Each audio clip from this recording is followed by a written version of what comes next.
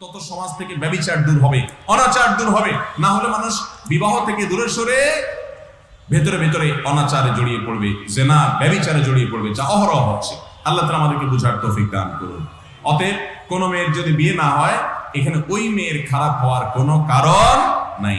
সন্তান হয় না, আমরা অনেকে মনে করি তাহলে এই মহিলার সমস্যা আছে, সে মানুষটা খারাপ, আল্লাহ তার উপরে অসন্তুষ্ট।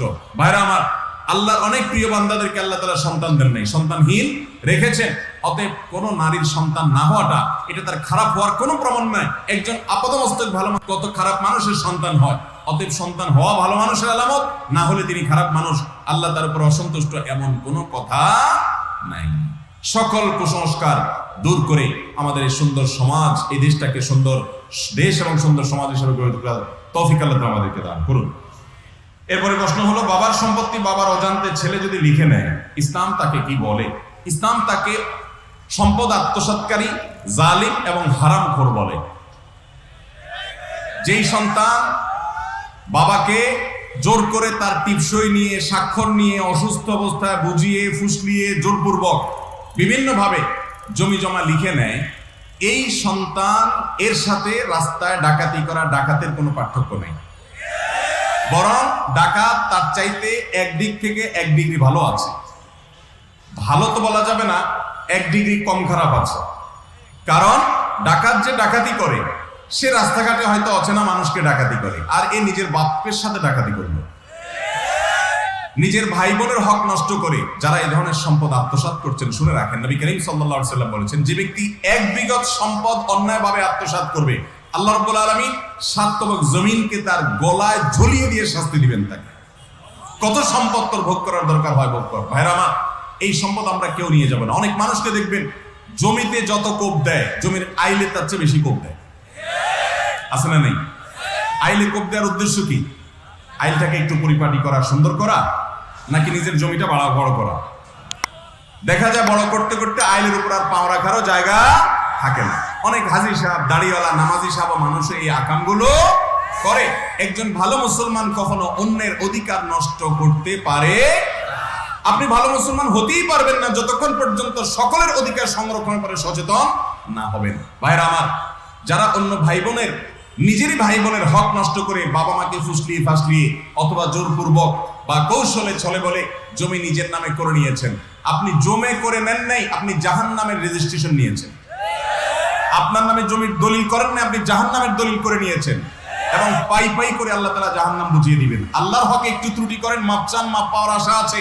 বান্দার হক নষ্ট করেছেন, আল্লাহ তাআলা মাফ করবেন। কিয়ামতের ময়দানে প্রতিটা পয়সার হিসাব দিতে হবে, প্রতিটা বিগতের হিসাব দিতে হবে, প্রতিটা আঙ্গুল জায়গার হিসাব দিতে হবে। মনে রাখবেন, চুরি করে আত্মসাৎ করে মানুষ কখনো ধনী হতে পারে না। আল্লাহ তাআলা কখনো এই পদ্ধতিকে মানুষকে কি করে না? ধনী করে না। নবী আলাইহিস সালাতু ওয়াস সালাম বুখারীর বর্ণিত হাদিসে বলেছেন, লাইসাল গিনা বিকাসরাতিল আরব ওয়ালাকিনাল গিনা গিনান নাফস।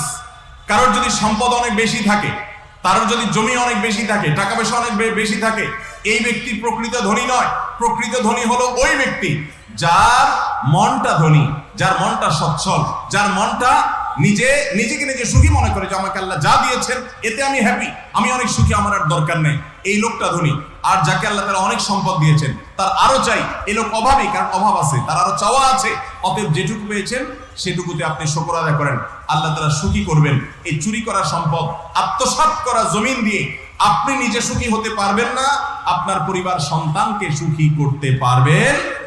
আল্লাহ তাআলা আমাদের সবাইকে সৎ সাহস করে এই অন্যায় উপার্জন থেকে বেরিয়ে আসার তৌফিক দান করুন।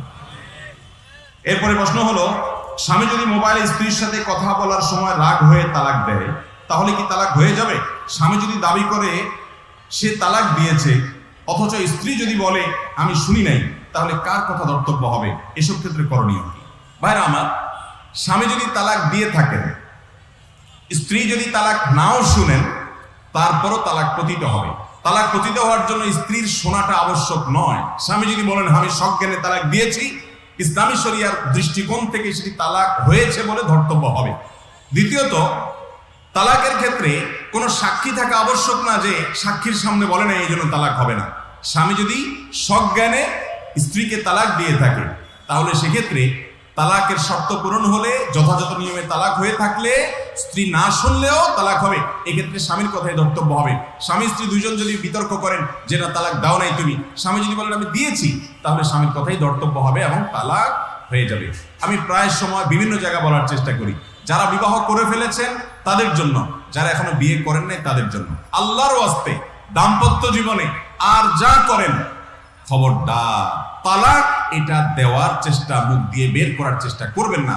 কথায় কথায় কিছু হলেই, কিছু ছোট লোক পুরুষ আছে তালাক দেওয়ার কথা বলে, কথায় কথায় কিছু ছোট লোক মহিলা আছে কিছু হলেই বলে তোমার সংসার আর করবো না, গেলাম বাপের বাড়ি। আছে না নাই? এই পুরুষগুলাও ছোট লোক, এই মহিলাগুলোও ছোট লোক।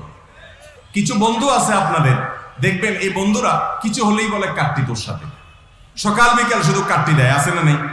তোর সাথে আর কথা নেই, যা। কয়দিন গাল ফুলায় থাকে। আছে না নাই?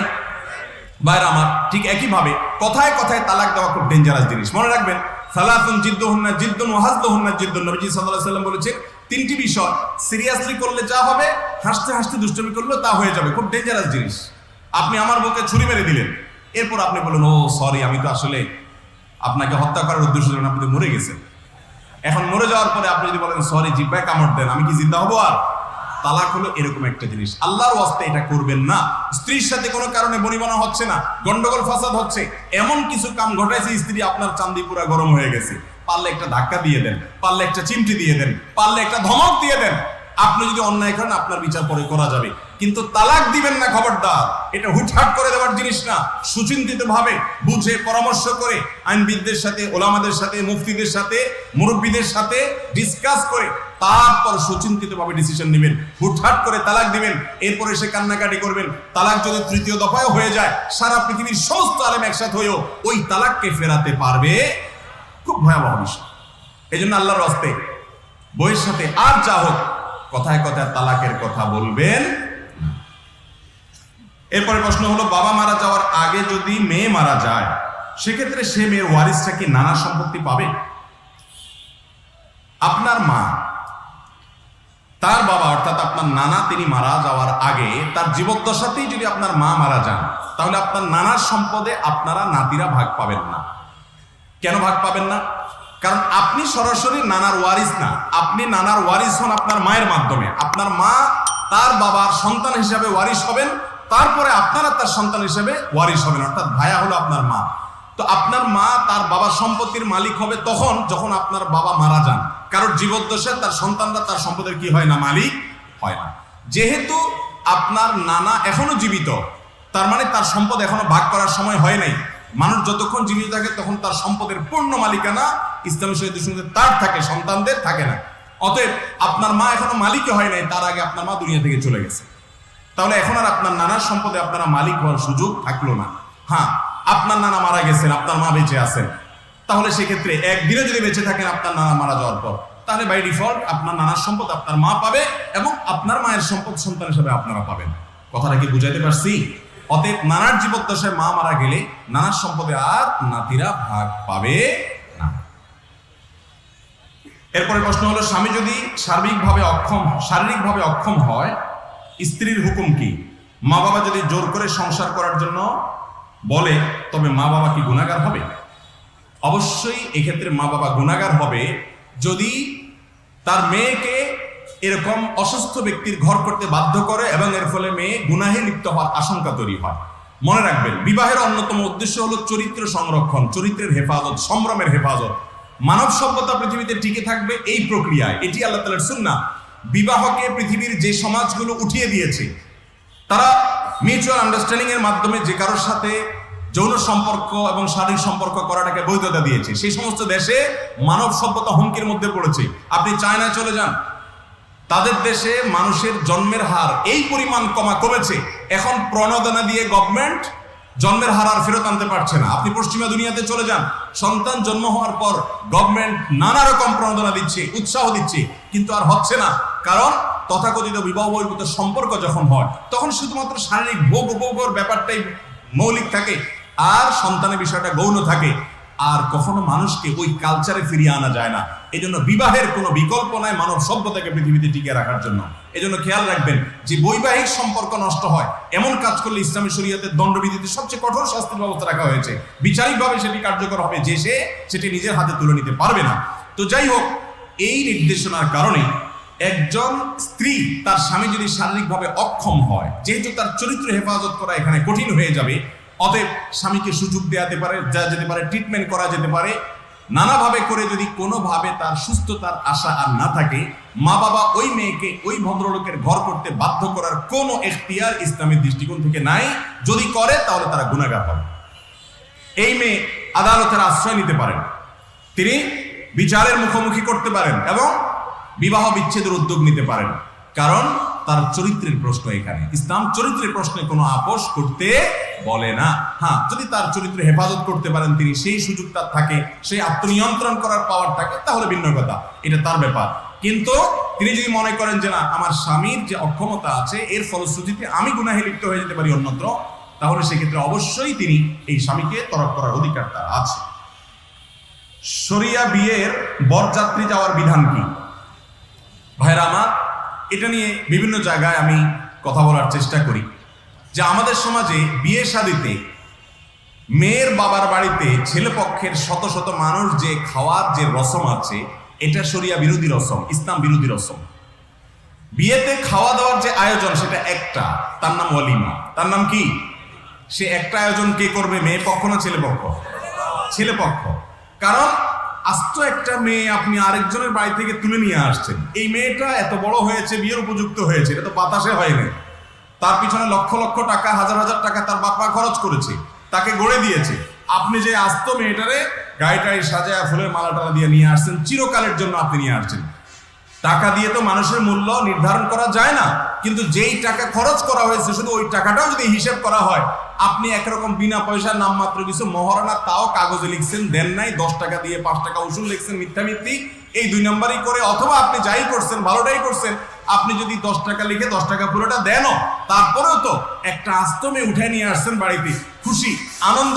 আল্লাহ আপনাকে একটা বউ পাওয়ার তৌফিক দিয়েছে, আপনার বাসায় পুত্রবধূ আসছে, অতএব বাপ বেটা আপনারা সবাই মিলে ওয়ালিমার আয়োজন করে এলাকাবাসীকে খাওয়াবেন, শ্বশুরবাড়ির লোকদেরকে খাওয়াবেন। সেটার খবর নাই, দেখা যায় যে উল্টা বরং মেয়ের বাপের কাছে বায়না ধরে বলে না আমাদের 300 লোক খাওয়াইতে হবে।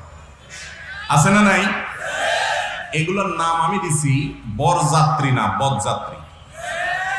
এটা বরযাত্রী না, এটা কোন যাত্রী? এটা বদযাত্রী।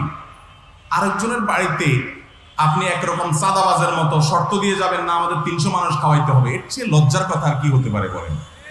ওই বেচারা মেয়েটা আপনার বাড়িতে দিয়ে দিছে, আপনি জুলুম করেন কিনা, খোঁচামারি কথা বলেন কিনা, মনে কষ্ট দেন কিনা, এই ভয়ে বেচারা মন থেকে না খাওয়াইলেও হাসি মুখে বলে না না আমি খুশি মনে খাওয়াইতেছি। ঠিক না বেঠিক? যারা এখনো বিয়ে শাদী করেন নাই অথবা যারা মুরব্বী আছেন, খবরদার, এই অনাচারের বিরুদ্ধে আমাদেরকে সংগ্রাম করতে। আমার বিয়েতে আমার মনে আছে, আমার শ্বশুর বাড়ির লোকজন ওনারা বললেন যে আপনারা কতজন আসবেন? তো আমি বললাম, যেহেতু ঘটকরে বললাম যেহেতু আমি বিয়ে করব আমি যাব, আর আমার অভিভাবক আমার বাবা যাবে, যথেষ্ট। আর আপনাদের তরফ থেকে একজন সাক্ষী থাকবে। বলে না এভাবে কি বিয়ে হয় নাকি? তো আমি বললাম ঠিক আছে, তাহলে 3 জন যাবে। বলে না এভাবে একটা সমাজে বিয়ে হয় নাকি? পরে বহুত জোরাজোরি পরে বললাম ঠিক আছে, আমাদের পক্ষ থেকে সর্বোচ্চ 10 জন যাবে, 9 জন হতে পারে, 11 জন হবে। ঠিক আলহামদুলিল্লাহ, ওই 10 জনের মধ্যেই আমরা বিয়ে সেরে ফেলেছি আলহামদুলিল্লাহ। যুবকরা চেষ্টা করা যাবে না? মুশকিল হলো যারা বিয়ে করবে, যুবক বেচারাদের কথা বলতে দেয় না মুরব্বীরা, বলে যে তোর এত কিসের কথা, তুই চুপ থাক। ঠিক না? ঠিক। অনেক এলাকায় রুমাল ধরায় দেয় যে মুখে রুমাল দিয়ে চুপচাপ বসে থাকে। আরে বাবা, বিয়ে করবে সে, মহর দিবে সে, মহর ধরে 30 লাখ 50 লাখ 60 লাখ, ওই বেচারা 10,000 টাকা দেওয়ার হয়তো ক্ষমতা নেই।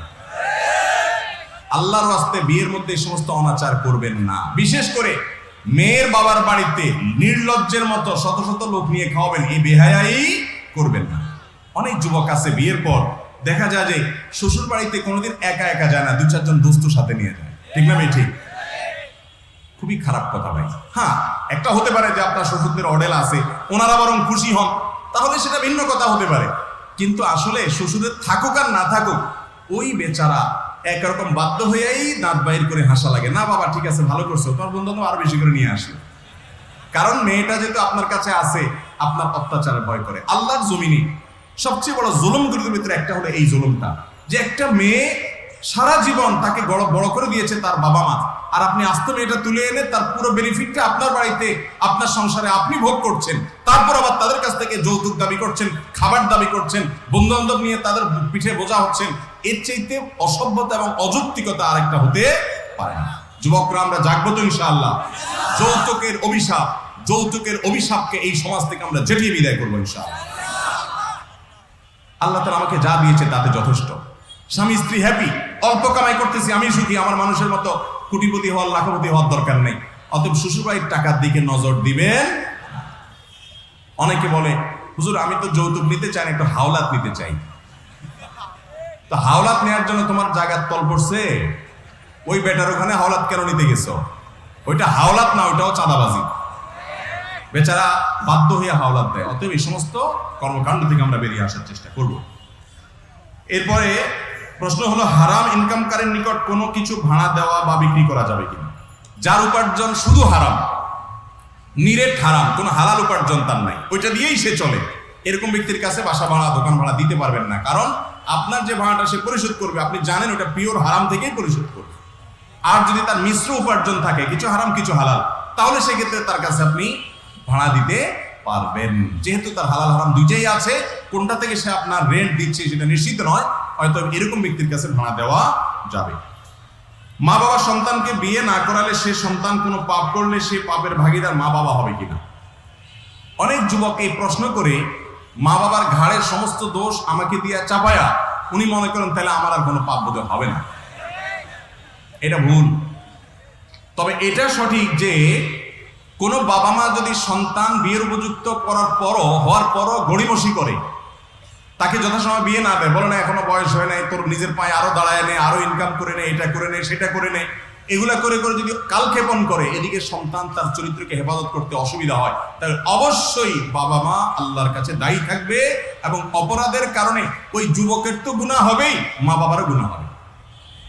ভাইরা আমার, আমি সবসময় বলি যারা মুরব্বীরা আছেন, বাবাজিরা, চাচারা, আপনাদেরকে বলছি, নবী করিম সাল্লাল্লাহু আলাইহি ওয়াসাল্লাম বলেছেন তোমাদের ছেলে মেয়েরা যখন বিয়ের উপযুক্ত হবে, উপযুক্ত পাত্রপাত্রী পেলে আর একটুও কালক্ষেপণ করবে না, দ্রুততার সাথে বিয়ের ব্যবস্থা করবে। তা না হলে তারা যে জেনা করবে, তারা যে অন্যায় কাজে লিপ্ত হবে তোমার অজান্তে, এর কারণে জমির ভিতরে ফাসাদ তৈরি হবে, অশান্তি তৈরি হবে, পৃথিবীবাসীতে বিশৃঙ্খলা তৈরি হবে, জেনা ব্যভিচার বাড়বে, ধর্ষণ হবে, পাশবিক নির্যাতন হবে। এগুলোর জন্য দায়ী কিন্তু ওই বাবা মাকে কম বেশি থাকতে হবে। সন্তান যদি জড়ায় তার অপরাধ তো অবশ্যই হবে, পাশাপাশি বাবার মারটাও হবে। আর বাবা মার দোষ একচেটিয়া না দিয়া যারা যুবকরা আছেন আপনাদেরকে বলছি, নিজের চরিত্রকে বাঁচানোর জন্য সংগ্রাম করেন। যে যুবক কোথাও মেয়ে দেখলেই সে সেখানে টিজ করা শুরু করে, উত্ত্যক্ত করা শুরু করে, তাকে নিয়ে বাজে চিন্তা করা শুরু করে, তাকে খোঁচানো শুরু করে, সে নিজেকে নিয়ন্ত্রণ করতে পারে না, সে জান্নাতের প্রত্যাশা কিভাবে করে? এতটুকু অপরাধ থেকে বাঁচার জন্য আত্মসংগ্রাম যদি করতে না পারেন, আত্মনিয়ন্ত্রণ যদি করতে না পারেন, আত্মশাসন যদি করতে না পারেন, আপনি জান্নাতের প্রত্যাশা কিভাবে করেন? জান্নাতি যুবক তো সে যে ব্যক্তি হারাম থেকে বাঁচার জন্য নিজের সঙ্গে নিজে যুদ্ধ করবে, লড়াই করবে, চোখকে হেফাজত করবে, হারাম জায়গাগুলো থেকে সরে আসবে, আল্লাহর কাছে তওবা করবে। এই চেষ্টার পাশাপাশি উপায় উপার্জন করেন, টাকা পয়সা কামাই রোজগার করেন, দেখবেন বাবা মাকে বলা লাগবে না, টাকা পয়সা কামাই করলে তারা এমনি বিয়ে দিবে। অতএব যুবকরাও তাদের চেষ্টা করেন, আর মুরব্বীরাও তাদের জায়গা থেকে ছেলে মেয়েকে বিয়ে দেন। মেয়ের বাবারা অতিরিক্ত মহর ধরে ছেলেগুলোর বিয়ে কঠিন করে দিয়েন না, জেনাকে সহজ করে দিবেন না। মুরব্বীদেরকে বলছি, আপনাদের আমলে আমাদের বাচ্চা ছাড়া যারা আছেন মুরব্বীরা, খবর নিয়ে দেখেন ওনাদের সবার বিয়ে কিন্তু অনেক অল্প বয়সে হয়েছে। ঠিক না বেঠিক? সবার অল্প বয়সে বিয়ে হয়েছে। আপনি নিজে অল্প বয়সে বিয়ে করছেন, এখন ছেলেটাকে আপনি ঝুলায় রাখছেন, মেয়েটাকে ঝুলায় রাখছেন, সহজে বিয়ে দিচ্ছেন না। হ্যাঁ, আপনার সময় এত অল্প বয়সে বিয়ে না করলেও অসুবিধা ছিল না। এখন যে সময় আসছে, চতুর্মুখী যে ফিতনার জোয়ার চলছে, ছেলেরা মেয়েরা নিজেদেরকে বাঁচাতে পারছে না, তাদেরকে বরং আরো তাড়াতাড়ি বিয়ে দেওয়া উচিত। অতএব বিয়ের উপযুক্ত হয়ে গেলে, প্রাপ্তবয়স্ক হয়ে গেলে আর বিয়ে দিতে যথাসম্ভব বিলম্ব না করা অভিভাবকদের কর্তব্য। এরপরে প্রশ্ন হলো, শেয়ার মার্কেটের বিজনেস হারাম নাকি হালাল? যারা এটা করে তাদের উপার্জিত টাকা হালাল কিনা? মৌলিকভাবে শেয়ারের বিজনেস নাজায়েজ বা হারাম নয়, কিন্তু শেয়ার মার্কেট যদি জুয়ার মার্কেটে পরিণত হয়, সেটা যদি নামকাস্তে শেয়ার মার্কেট হয়, সেখানে যদি কারসাজি এই পর্যায়ে চলে যায়, যেটা জুয়ার পর্যায়ে হয়ে গেছে, ওখানে পুরোটাই কারসাজি, তাহলে সেটা হালাল বলা কঠিন।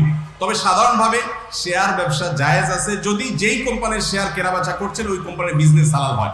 ধরেন একটা কোম্পানি মদ উৎপাদন করে, তাহলে সেই কোম্পানির শেয়ার কেনাও জায়েজ নাই, বেচাও জায়েজ নাই। কিন্তু একটা কোম্পানি কলম উৎপাদন করে, তাহলে এই কোম্পানির শেয়ার কেনাবেচা করা জায়েজ হতে পারে যদি তাদের ব্যবসার বেসিক পলিসিতে হারাম এর উপাদান না থাকে বা হারাম কিছু না থাকে। তাহলে হালাল জিনিস উৎপাদনকারী কোনো কোম্পানির শেয়ার কেনাবেচা করা মৌলিকভাবে জায়েজ আছে যদি শেয়ার বাজারের জায়গায় থাকে।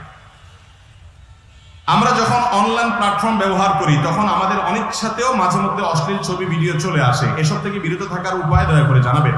অনলাইন প্ল্যাটফর্ম যখন ব্যবহার করেন, ফেসবুক, ইউটিউব ইত্যাদি ব্যবহার করেন, তখন আপনার অজান্তে, আপনার অনিচ্ছা সত্ত্বেও যদি হারাম বা খারাপ জিনিস চলে আসে, প্রথম কাজ হলো যে এইগুলো যে সমস্ত পেজ, যে সমস্ত চ্যানেল থেকে আসে, আইডি থেকে আসে, গ্রুপ থেকে আসে, সেগুলোকে আনফলো করান, সেগুলোকে ব্লক লিস্টে ফেলানো, যাতে করে সেখান থেকে খারাপ কিছু আর না আসে। এটা নিয়মিত যদি করতে থাকেন তাহলে একসময় আর খারাপ জিনিস ইনশাল্লাহ আসবে না। যারা এই বিষয়ে এক্সপার্ট তাদের কাছ থেকে জেনে নিতে পারেন। আপনি কিছুদিন যদি এভাবে ফিল্টার করা শুরু করেন তাহলে একসময় দেখবেন যে আর খারাপ জিনিস আসবে না। এরপরও যদি খারাপ জিনিস আসে, আপনি নিয়ন্ত্রণ করতে না পারেন, তাহলে মনে রাখবেন আপনার জন্য সোশ্যাল মিডিয়ার ব্যবহার করা জায়েজ নাই। যেটা আপনাকে জেনায় লিপ্ত করে, মনের জেনা, চোখের জেনায় অনবরত ভাবে আপনাকে লিপ্ত করে, তাহলে সেই প্ল্যাটফর্মে আপনার জন্য থাকা জায়েজ নাই। এমনকি ইসলাম প্রচারের জন্য ওখানে যাবেন না। অনেকে ইউটিউবে হুজুরদের ওয়াজ শোনার জন্য ঢুকে, এরপরে ওয়াজের সাথে কত আওয়াজ, আরো কত কিছু দেখে, আছে না নাই? তো এর ফলে সওয়াবের বিপরীতে কি হতে পারে? গুনাহ হতে পারে। হারাম রিলেশন থেকে বাঁচার উপায় কি?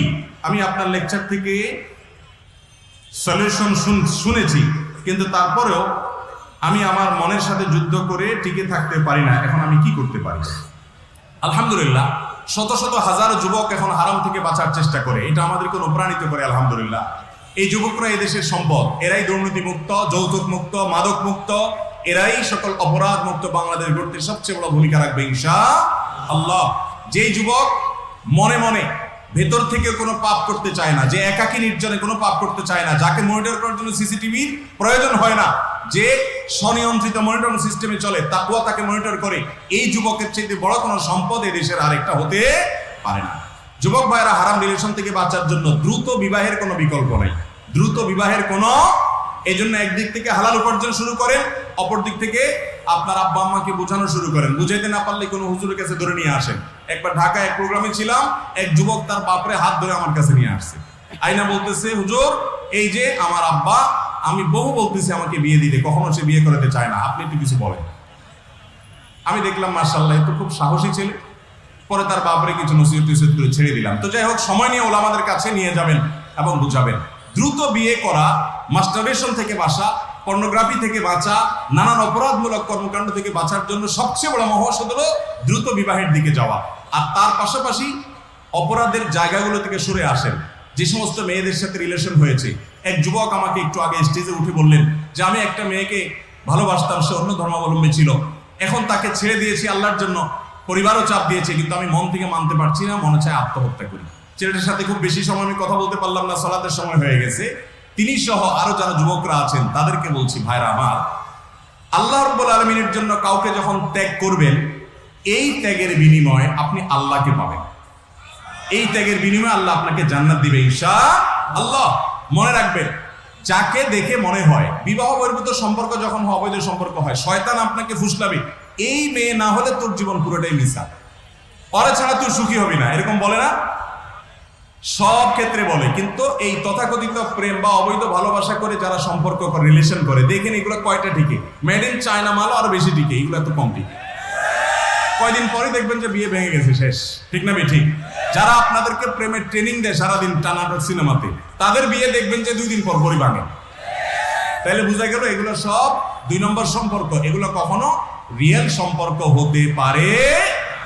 অতএব আল্লাহর জন্য হারামকে ত্যাগ করবেন। মনে রাখবেন, যে মেয়েকে ছাড়া মনে হচ্ছে আপনি বাঁচবেন না, এটা মিথ্যা কথা, শয়তান বলতেছে। ওর চাইতে আরো ভালো মেয়ে আপনার জন্য আল্লাহ অপেক্ষা রাখছেন, এমন হতে পারে। বিনা আল্লাহর জন্য ত্যাগ করতে শিখবো তো ইনশাআল্লাহ। রাজমিস্ত্রির কাজে মিস্ত্রির হেল্পারের কাছ থেকে যে কমিশন নেয়, এটা জায়েজ কিনা? অনেকে এই ব্যবসাটা করেন, ম্যান পাওয়ারের বিজনেস বা এই টাইপের বিজনেস এরকম হয় যে ঠিক আছে মালিকের সাথে চুকাইছি 500 টাকা করে, কিন্তু জোগাড়ি বা যাকে আমি কাজটা দেব তাকে দিব 450 টাকা আর 50 টাকা আমার, এটা জায়েজ আছে কিনা? উত্তর হলো, যদি এমন হয় মালিকের সাথে আপনি কন্ট্রাক্ট করেছেন, তোমাকে আমি লোক দেব, তুমি 450 করে টাকা দিবা, এটা তোমার সাথে আমার হিসাব। আর মিস্ত্রির সাথে সে যদি বলে, আলাদা চুক্তি করে, তোমাকে আমি 450 দিবি, এই কাজ, এই কোয়ালিটি, এই সময়, তাহলে সেক্ষেত্রে এটা জায়েজ হবে। কারণ তিনি এখানে কোনো মিথ্যা বলছেন না, প্রতারণা করছেন না। তিনি এক ধরনের পারিশ্রমিক, তিনি যেহেতু মধ্যস্থতা করে লোক খুঁজে এনে সেখানে অ্যাপয়েন্টেড করছেন, এই কমিশন নেওয়া তার জন্য জায়েজ হবে। কথা কি বুঝাতে পারছি? আর যদি প্রতারণা হয়, প্রতারণা কিভাবে? মালিকের কাছে বলছেন যে না আমি কোনো ল্যাপটপ নেবো না, আমি শুধু লোক দেখে নিব, তাহলে সেক্ষেত্রে মালিকের সাথে সে প্রতারণা করলো। আবার এদিকে যদি ওই কর্মচারীকে বলে বা ওই জোগাড়িকে বলে যে ভাই আমি কিন্তু কোনো লাভ নিতে চাই না, আমি শুধু তোমার কাজ দিয়ে দিলাম, দুই জায়গায় সে ভালো সাজলো, আসলে সে ঠিকই লাভ নিল, এরকম মিথ্যা এবং প্রতারণা যদি করে, তাহলে সেক্ষেত্রে তার জন্য সেটা হারাম হবে। আমি কি বুঝাতে পারছি? আর যদি সে পরিষ্কার করে এটা তার ম্যান পাওয়ার বিজনেস, সে পরিশ্রম করে, পারিশ্রমিক হিসাবে সে 50 টাকা করে নেয়, এটা তার জন্য জায়েজ হতে পারে। যদি কেউ রাকাতের চেয়ে বেশি নামাজ পড়ে, সেই ক্ষেত্রে কি মাসালা আছে দয়া করে বলবেন। মাগরিবের নামাজ 3 রাকাত, আপনি ভুলে যদি 4 রাকাত পড়ে ফেলেন, তাহলে সেক্ষেত্রে শেষে সিজদায়ে সাহু দিয়ে নেবেন। শেষে সিজদায়ে সাহু দিলে নামাজ হয়ে যাবে। ফজরের নামাজ 2 রাকাত, আপনি তৃতীয় রাকাতের জন্য উঠে গেছেন, হঠাৎ করে মনে হয়েছে আরে দ্বিতীয় রাকাতে বসি নাই, বা মুসল্লিরা মুক্তাদিরা লোকমা দিয়েছে, তাহলে ওই অবস্থা বসে যাবেন এবং শেষে সিজদায়ে সাহু দিয়ে দিবেন, নামাজ হয়ে যাবে। আর যদি ওই রাকাত শেষ করে আরেক রাকাত শুরু করেন, তখন মনে পড়ে, তাহলে সেক্ষেত্রে 4 রাকাত পুরা করে শেষে সিজদায়ে সাহু দিবেন, তাতে নামাজ হয়ে যাবে। এরপরে প্রশ্ন হলো, মেয়েদের পিরিয়ড চলাকালীন সময় নামাজের বিধান কি? যদি মাফ হয় তবে কতদিন? মেয়েদের যতদিন মাসিক থাকবে, মাসিক এটা ভ্যারি করে, কোনো মেয়ের 5 দিন থাকে, কারো 7 দিন থাকে, কারো 10 দিন থাকে, কারো অভ্যাস থাকে, আবার কারো অনেক মাসে পরিবর্তন হয়। তো এই মাসিক যতদিন থাকবে ততদিন পর্যন্ত তার নামাজ মাফ। সন্তান প্রসব পরবর্তী যে ব্লিডিং হয়, যেটাকে নেফাস বলে, ওই সময়েও নামাজ মাফ। তবে ওই সময়ের যে রোজাগুলো ভঙ্গ হবে রমজান মাস থাকলে, সেইগুলো পবিত্র হওয়ার পর তাকে অবশ্যই রাখতে হবে। কথা কি বুঝাতে পারছি? তবে মাসিক অবস্থা মেয়েরা জিকির আজকার করতে পারবে, দোয়া দরুদ পড়তে পারবে, আল্লাহর কাছে কিছু চাইতে পারবে, ইসলামিক বই পুস্তক পড়তে পারবে, এগুলো করতে কোনো অসুবিধা নাই। তারা কোরআন তেলাওয়াত করবে না, কোরআন স্পর্শ করবে না, তারা নামাজ পড়বে না, তারা তওয়াফ করবে না, স্বামী সহবাস করবে না। এই কাজ ছাড়া বাকি যে ভালো কাজ জিকির আজকার সেগুলো তারা করতে পারে, রোজা রাখবে না। যৌতুক নেওয়া হারাম, তবে কর্জে হাসানা নেওয়া জায়েজ হবে কি? এটা তো একটু আগে বললাম, যৌতুক নেওয়া হারাম। শ্বশুর বাড়ি থেকে কর্জে হাসানা চাওয়াটাও বেশিরভাগ ক্ষেত্রে যৌতুক। কারণ শ্বশুর বাড়িতে কর্জে হাসানা চাওয়ার মানে হলো শ্বশুর শাশুড়িকে একরকম বাধ্য করা। বেচারিটা চিন্তা করবে মেয়েটা সুখের জন্য হলেও কর্জা দেওয়া লাগবে, লোন দেওয়া লাগবে। এই জন্য এইরকম সিন ক্রিয়েট করে বা একরকমের আপনার পরিবেশ তৈরি করে লোন আদায় করলে সেটা জায়েজ হবে না। আর যদি সানন্দে চিত্তে তারা দেন এবং জোরাজুরি নাই, সেরকম আন্ডারস্ট্যান্ডিং হয়ে যায়, তাহলে সেটা অবশ্যই জায়েজ হতে পারে।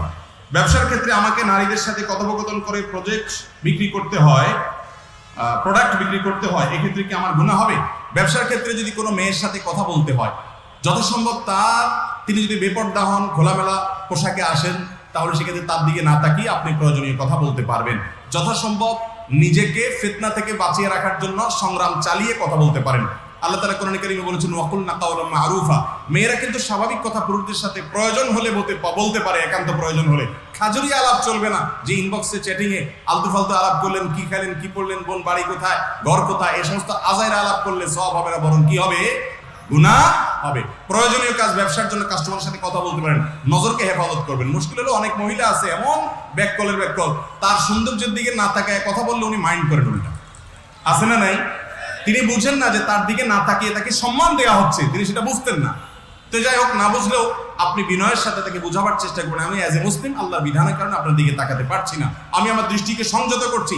ইসলাম বলছে ধর্ষণ, পাশবিকতা, মেয়েদের প্রতি নির্যাতন, জুলুম এবং ব্যভিচার, জেনা বন্ধ করতে হলে চোখকে নিয়ন্ত্রণ করতে হবে। কারণ চোখ দিয়ে খারাপ জিনিস দেখার পরে মনে কল্পনা হয়, এরপরে বাস্তবায়নের পথে মানুষ হাঁটে। অতএব অপরাধের জন্য আগে থেকে বাদ দেওয়ার জন্য ইসলাম বলে, অপরাধের জন্য সকল উপায় খুলে দিয়ে এরপরে বলবেন যুবকরা নিজেকে নিয়ন্ত্রণ করে, এটা কোনোদিনই সম্ভব হবে না। এই জন্য চোখের হেফাজত করতে হবে, করে আপনি কেনাবেচা করতে পারেন। ঠাকুরগাঁও জেলার পাশে জিন্দাপীর নামে মাজার আছে, সেখানে মানব হিসাবে খাবার দেওয়া হয়, এই সম্পর্কে কিছু বলেন। ভাইরা আমার, কোনো মাজারে খাবার দিবেন না, কোনো মাজারে গরু ছাগল দিবেন না, কোনো মাজারে টাকা পয়সা দিবেন না। যদি দেন তাহলে সওয়াবের পরিবর্তে আরো গুনাহ হবে। কারণ মান্নত করবেন শুধু আল্লাহর জন্য, পীরের জন্য মান্নত করতে পারেন না। দ্বিতীয়ত কথা হলো, বেশিরভাগ মাজারের আশেপাশে, আমি এই মাজারের কথা বলছি না, বেশিরভাগ মাজারের আশেপাশে যেগুলো থাকে বেশিরভাগ গাঞ্জাখোর থাকে। অতএব ওখানে টাকা দেওয়া মানে গাঞ্জাখোরদের গাঞ্জা খাইতে সহযোগিতা করা। এই জন্য মিরপুরের যে মাজার আছে, শাহালি আপনার গোলাপ শাহ মাজারের যে মাজার আছে গুলিস্তান, এই সমস্ত বেশিরভাগ মাজার বা বড় বড় মাজারগুলোর টাকা গভর্নমেন্ট নিয়ে যায়, ভালো কাজ করে। কারণ এগুলো থাকলে ওই আশেপাশে যে সমস্ত বেহুদা মানুষ শুয়ে আছে, কোনো কাজ কাম করে না, সালাদ চট পরে শুয়ে থাকে, বসে থাকে, এরা কাদের উপর ক্ষতি করে না, কিন্তু সমাজের বোঝা, সে কোনো কাজ করে না। ইসলাম তো মানুষকে কর্মমুখী জীবনের জন্য নির্দেশ করে। অতএব এই অবস্থায় এই সমস্ত মাজারে কোনো দান করা যাবে। মাজারে যিনি শায়িত আছেন তিনি যদি আল্লাহর নেককার বান্দা হয়ে থাকেন, ভালো মানুষও হয়ে থাকেন, তাহলে আপনার এই দান কি তার কবরে যাবে? তাহলে ওখানে বিটিএস সম্পর্কে ব্যাখ্যা দেন।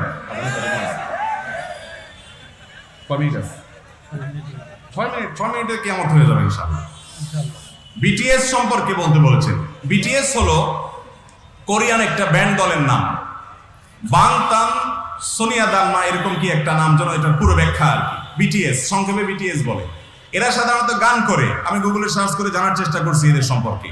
তারা গান করে এবং সেবামূলক অনেক কাজ করে। আমাদের দেশে বহু যুবকরা বিটিএস এর ভক্ত এবং তাদের ফ্যান। যে সমস্ত ভাইরা বিটিএস এর ফ্যান আছেন, তাদের ভক্ত আছেন, তাদেরকে বলছি, আপনি মুসলমান, আপনি কাকে অনুসরণ করবেন তার জন্য আপনার এত তল পড়ছে, এত অভাব পড়ছে, কোথাকার কোন কোরিয়ান এই সমস্ত ছেলে ফেলেকে আপনার অনুসরণ করতে হবে? তারা কোরিয়ান কালচারকে ভালোবাসেন, পছন্দ করেন। শুধু তাই নয়, এই বিটিএস এর ছেলেরা প্রথমত তারা মিউজিক সহ গান বাজনা করে, ইসলামের দৃষ্টিকোণ থেকে সেটা হারাম। অতএব এই হারাম কাজকারী মানুষ কখনো একজন মুসলমানের কখনো অনুসরণীয় ব্যক্তিত্ব হতে, তাদেরকে ভালোবাসার একটা বিশেষ কারণ হলো তারা প্রচুর সামাজিক কাজ করে। সামাজিক কাজ করা তো ভালো কাজ, তো এটার জন্য তাদের অনুসরণ করতে হবে কেন? সামাজিক কাজ আমার নবীজি করেন নাই? হিলফুল ফুজুল সংগঠন তৈরি করেন নাই মানুষের পাশে দাঁড়াবার জন্য? আপনারা সেবামূলক কাজ করেন, মানুষের পাশে দাঁড়ান, নিজেরা সামাজিকভাবে উদ্যোগ নেন, তাই বলে তাদের অনুসরণের প্রয়োজন নাই। মানুষ পাশে দাঁড়াবার শিক্ষা মানবতাকে সবচেয়ে বেশি দিয়েছে মুহাম্মদ সাল্লাল্লাহু আলাইহি সাল্লাম। সেই মুহাম্মদ সাল্লাল্লাহু আলাইহি সাল্লামের উম্মত কেন আরেক জায়গায় ধর্ণা দিয়ে বেড়াবে তার সেই মানবিক কাজ দেখে? মানবিক কাজের সবচেয়ে বড় আদর্শ তো আপনি ইসলাম থেকে পেতে পারেন ভাইরা আমার। দ্বিতীয়ত হলো, এই বিটিএস এর যে সমস্ত শিল্পীরা আছে, তারা নিজেদেরকে বলে তারা কোনো ধর্মেও বিশ্বাসকে সামনে রেখে চলে না, অথচ তারা মূলত খ্রিস্টান ধর্মের অনুসারী অথবা বৌদ্ধ ধর্মের অনুসারী, খ্রিস্টান ধর্মের যত সম্ভব। সবচেয়ে বড় কথা হলো, তারা সমকামিতাকে প্রমোট করে, সমর্থন করে, বৈধতা দেয়। একজন মুসলমান কোন সমকামিতাকে বৈধতা দেওয়া মানুষের সমর্থন করতে, বিশ্বকাপ ফুটবলের নাম দিয়ে যাদের সমর্থন করছেন, তারা বহু মানুষে সমকামিতায় শুধু প্রমোট করে না, সমর্থন করে না, এটার পক্ষে তারা খেলার মধ্যে বিভিন্ন রকম অ্যাটিটিউড করে, তাদের বিভিন্ন জার্সিতে রংধনুর বিভিন্ন ছবি এঁকে সমকামিতা প্রমোট করার চেষ্টা করে। অতএব মুসলমানের সন্তান কখনো এগুলোকে অনুসরণ করতে পারে? আল্লাহ তাআলা আমাদের সবাইকে বুঝার তৌফিক দান করুন। আমরা হারাম থেকে বেঁচে থাকবো তো ইনশাআল্লাহ, কোরআনের পথে চলবো তো ইনশাআল্লাহ। আল্লাহ তাআলা আমাদের সবাইকে ভালো কাজে, সুন্দর কাজে একে অন্যের সহযোগিতা হওয়ার তৌফিক দান করেন। আজকের এই মাহফিলকে চমৎকারভাবে আয়োজনের জন্য যারা অক্লান্ত পরিশ্রম করেছেন, অর্থ দিয়েছেন, পরিশ্রম করেছেন, আপনাদের এখানে যে চাইনিজের রুবেল ভাই, চাইনিজের মালিক, এবং আমাদের মামুন ভাই ট্রাভেলসের মালিক, উনি সহ আর অনেক ভাই, চেয়ারম্যান সাহেব রাত 12টায় দেখেছি কাজ করেছেন, এবং অনেক ভাই কাজ করেছেন। আল্লাহ রাব্বুল আলামিন তাদের সবাইকে উত্তম বিনিময় দান করুন। যারা টাকা পয়সা দিয়ে সহযোগিতা করেছেন তাদেরকে আল্লাহ তাআলা উত্তম বিনিময় দান করুন। জাযাকুমুল্লাহু খাইর। আপনারা কি চান এই মাহফিলটা প্রতি বছর হোক? প্রশ্নোত্তরের একটা গুরুত্বপূর্ণ দিক হলো যে প্রশ্নোত্তরের মাধ্যমে বিভিন্ন বিষয়ের উপরে শ্রোতাদের ধারণা হয়, ইলম হয়, জানা হয়, এবং আলোচক বা ওয়াইজ সাধারণত তার মতো করে একটা বিষয়ের উপরে কথা বলেন, কিন্তু প্রশ্নোত্তর সেশনে বিভিন্ন বিষয়ের উপরে আপনাদের জিজ্ঞাসাগুলোর সমাধান পাওয়ার সুযোগ তৈরি হয়। সেজন্য আমরা এটাকে বিশেষভাবে গুরুত্ব দিই। আমি এই জন্য আলোচনা করব না, বরং প্রশ্নোত্তরে চলে যাব। আমি শুধুমাত্র শুরুতেই ঠাকুরগাঁ জেলার জেলা প্রশাসক মহোদয় এবং প্রশাসনের কর্মকর্তাবৃন্দ যারা এই প্রোগ্রামকে চমৎকারভাবে আয়োজন করতে অনুমোদন সহ সার্বিক সহায়তা করেছেন, তাদের প্রতি অন্তরস্থল থেকে অভিনন্দন জানাচ্ছি, শুকরিয়া এবং কৃতজ্ঞতা জানাচ্ছি। আল্লাহ তাআলা আমাদেরকে সুন্দর এবং ভালো কাজে একে অন্যের সহযোগী হওয়া এবং এই কাজগুলোকে আরো চমৎকারভাবে আয়োজন করার তৌফিক দান করুন। আল্লাহ রাব্বুল আলামিন কোরআনে হাকিমে বলেছেন, ওমান আহসানু কাওলাম মিম্মান দাআ ইলাল্লাহ ওয়া আমিলা সালিহা। তার চাইতে সুন্দর কথা আর কার কথা হতে পারে যে আল্লাহর পথে মানুষকে আহ্বান করে এবং নিজে ভালো কাজ করে। ওয়া ক্বালা ইন্নানি মিনাল মুসলিমিন, এবং সে বলে নিজের পরিচয় হিসেবে যে আমি একজন মুসলিমদের একজন সদস্য। এই বলার মধ্যে যেমন তিনি মুসলিম হিসেবে যথেষ্ট সমৃদ্ধ এবং তিনি প্রাউড ফিল করছেন, সেটির প্রকাশ ঘটে। আবার এখানে বিনয় আছে যে আমি একজন মুসলিম, সাধারণ মুসলিম মাত্র। তো এই দাওয়াতের কাজ, ইসলাম প্রচারের কাজ আমাদের সকলের কর্তব্য। আল্লাহ তাআলা যাকে যতটুকু ইলম দিয়েছেন তিনি ততটুকুর প্রচার প্রসার অন্যের কাছে করতে হবে। আপনারা দেখেছেন আসরের সালাতের আগে একজন প্রকৌশলী, দেশের অত্যন্ত গুরুত্বপূর্ণ অনেকগুলো প্রতিষ্ঠানের অনেকগুলো গুরুত্বপূর্ণ পদে দীর্ঘদিন কাজ করা অভিজ্ঞ এবং সিনিয়র একজন প্রকৌশলী, তিনি চমৎকারভাবে কোরআন এবং হাদিসের আলোকে কথা বললেন। ঠিক একইভাবে আমরা যারা সাধারণ শিক্ষিত মানুষ, আমরা অনেকে মনে করি ওয়াজ নসিহত করা এটা শুধু হুজুরদের কাজ শুধুমাত্র। এটা ভুল ধারণা। বরং প্রত্যেক মুসলিমকেই দিন প্রচারের কাজ, সুস্থ এবং সুন্দরের পথে আহ্বান করার কাজ আঞ্জাম দিতে হবে। যিনি যতটুকু জানেন তিনি ততটুকুর প্রচার করবেন, এবং এটি আমাদের সকলের দায়িত্ব। আপনার প্রচারের মাধ্যমে ভালো কোনো কথা যদি অন্য কারোর কাছে আপনি শেয়ার করেন, অন্য কাউকে জানিয়ে দেন, এর মাধ্যমে যদি একজন মানুষও হেদায়েত পায়, সঠিক পথ পায়, আমল করে, আল্লাহ রাব্বুল আলামিনের কাছে ওই ব্যক্তি আমল করে যে সওয়াব পেয়েছে, আপনি যেহেতু তাকে এই পথে এনেছেন, সহযোগিতা করেছেন, পথ দেখিয়েছেন, সেজন্য আপনাকে আল্লাহ তাআলা তার সওয়াব তিনি তো পাচ্ছেনই, বোনাস হিসাবে আপনাকেও অনুরূপ সওয়াব দান করবেন। অতএব আমরা সৎ কাজের আদেশ এবং অসৎ কাজের বাধা প্রদান করার জন্য বিশেষভাবে গুরুত্ব দিব ইনশাআল্লাহ। আমরা আজকাল ভোগবাদী বস্তুবাদী দুনিয়াতে সবাই নিজেকে নিয়ে ব্যস্ত থাকি। ধর্মীয় কাজেও আমরা এই স্বার্থপরতার পরিচয় দেই। আমরা এই সেলফিশ টাইপ আচরণ অনেকে করি। আমার আশেপাশে অনেকে নামাজ পড়ে না, আমি জীবনে তাকে একবারও বলছি না। আমার আশেপাশে অনেকে অনেক অন্যায় কাজ করছে, আমি একবারও তাকে নিষেধ করছি না, বাধা দিচ্ছি না। এটা ইমানদার হিসাবে আমার দায়িত্বে অবহেলা। সৎ কাজের আদেশ এবং অসৎ কাজের বাধা প্রদান প্রত্যেক নারী পুরুষকে করতে হবে। আল্লাহ তাআলা বলেছেন, আল মুমিনুনা ওয়াল মুমিনাত বা'দুহুম আউলিয়াউ বা'দ।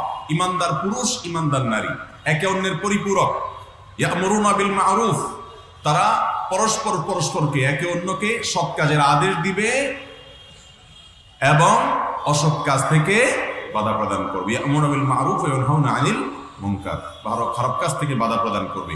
এটি প্রত্যেক ইমানদারের দায়িত্ব। নবী রাসূল সাল্লাল্লাহু আলাইহি ওয়াসাল্লাম আরো বলেছেন, বাল্লিগু আন্নি ওয়ালাউ আয়া, আমার কাছ থেকে একটি আয়াত যদি তুমি জানো এটা অন্যের কাছে পৌঁছে দাও। অতএব অনলাইনে অফলাইনে আমরা প্রত্যেকে যার যার সাধ্য এবং সামর্থ্য অনুপাতে নিজস্ব বলে নিজের আশপাশে মানুষদেরকে আমরা দাওয়াতের কাজ করব তো ইনশাআল্লাহ। আপনি যখন কোন একটা চমৎকার মাসআলা জানতে পারলেন, কোরআন এবং হাদিসের আলোকে একজন মুসলমানের কোনো করণীয় বিষয় জানতে পারলেন, বর্জনীয় কোনো বিষয় সম্পর্কে ধারণা পেলেন, তখন এই বিষয়টি অবশ্যই আপনি অন্যের সঙ্গে শেয়ার করবেন। এর একটা উপকারিতা হলো যত বেশি মানুষকে বলবেন তত বেশি আপনার মধ্যে সে কাজটা করার ব্যাপারে গুরুত্ব আপনি অনুভব করবেন। অনেকটা ফুটবলের মতো, যে এটা যদি আপনি কোনো দেয়ালের দিকে মারেন তখন সেটা ফিরে আপনার কাছে আসবে। আপনি যখন কোনো মানুষকে নামাজের জন্য বারবার বলবেন তখন আপনি নিজে নামাজ না পড়ে থাকতে পারবেন না। আপনি যখন একজন মানুষকে জুলুম করতে নিষেধ করবেন তখন আপনি জুলুম করতে আপনার বিবেকে বাধা দিবে এবং সামাজিকভাবে আপনি প্রেসার ফিল করবেন। এভাবে আপনি নিজে ভালোর পথে আসতে পারবেন।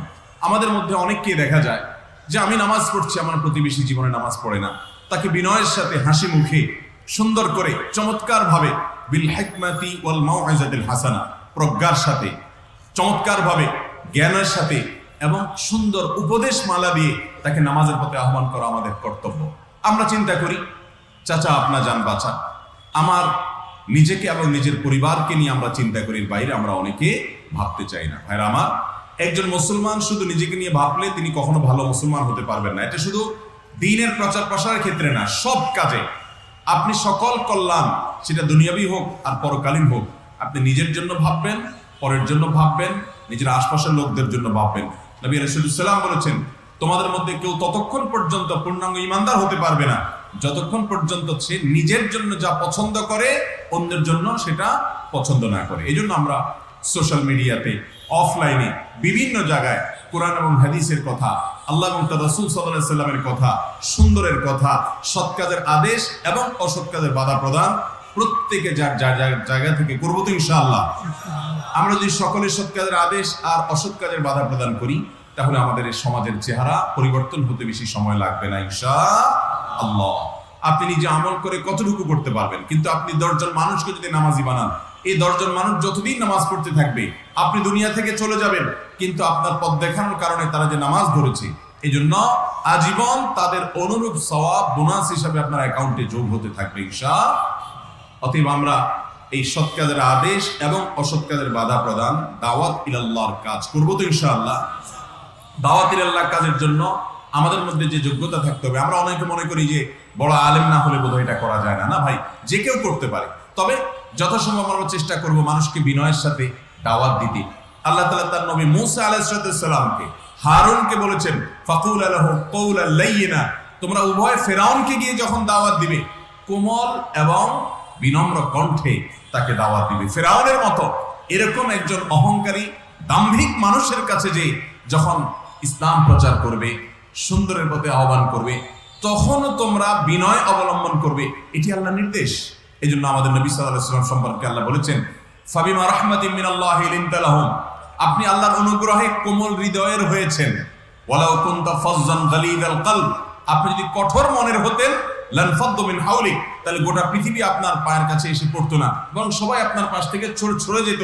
অতএব ইমানদার মানুষকে সুন্দরের পথে আহ্বান করবে, কিন্তু তার জন্য একটা বেসিক যোগ্যতা তার থাকতে হবে, তা হলো তিনি কোমল এবং অত্যন্ত বিনম্র আচরণ করবেন, হাসি মুখে থাকবেন এবং মানুষকে আহ্বান করে তার কথায়, তার পথে পরিচালিত করার জন্য আচরণগত সৌন্দর্য তার মধ্যে থাকতে হবে। এবং সেই সাথে তিনি চেষ্টা করবেন সেটার উপর আমল করার জন্য এবং আল্লাহকে খুশি করার জন্য করবেন। কোনো মানুষকে তুচ্ছ মনে করবেন না। আপনি যাকে দাওয়াত দিচ্ছেন হতে পারে তিনি আল্লাহর কাছে আপনার চাইতে প্রিয় মানুষ, বিনয়ের সাথে দাওয়াত দিবেন। সবাই দাওয়াত দেব তো ইনশাআল্লাহ।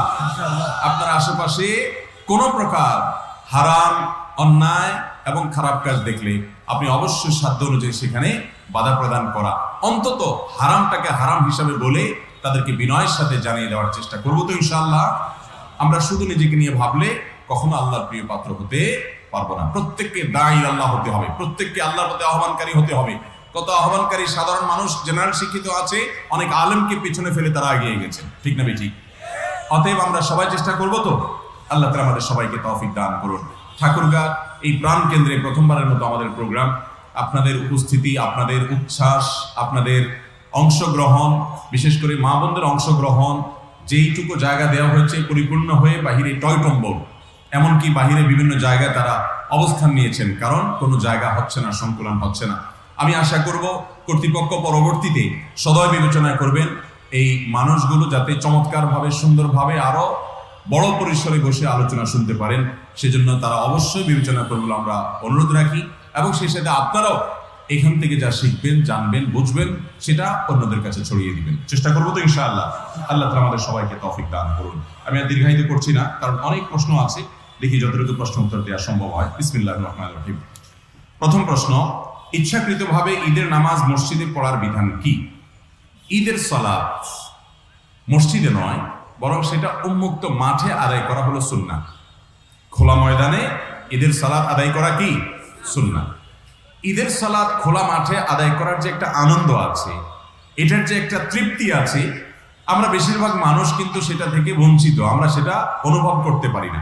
যারা সবসময় মসজিদে ঈদের সালাত আদায় করেন, ঈদের নামাজ আদায় করে থাকেন, তারা খোলা মাঠে গিয়ে একটু আদায় করে দেখেন, আপনার যে ফিলিংস হবে, আপনার যে অনুভূতি হবে, সেটা কিন্তু মসজিদে ঈদের সালাত আদায় করার চাইতে ভিন্নতর, অনেক ভালো লাগার কাজ করবে। নবী করিম সাল্লাল্লাহু আলাইহি সাল্লাম ঈদগাহে অর্থাৎ খোলা ময়দানে গিয়ে ঈদের সালাত আয়োজন করতেন। অতএব সেই চেষ্টাই মসজিদ কর্তৃপক্ষের করা উচিত। অন্তত মসজিদের বাইরে যদি উন্মুক্ত জায়গা থাকে, মসজিদের জায়গা থাকে, সেখানে হলেও ঈদের সালাতের আয়োজন করা উচিত।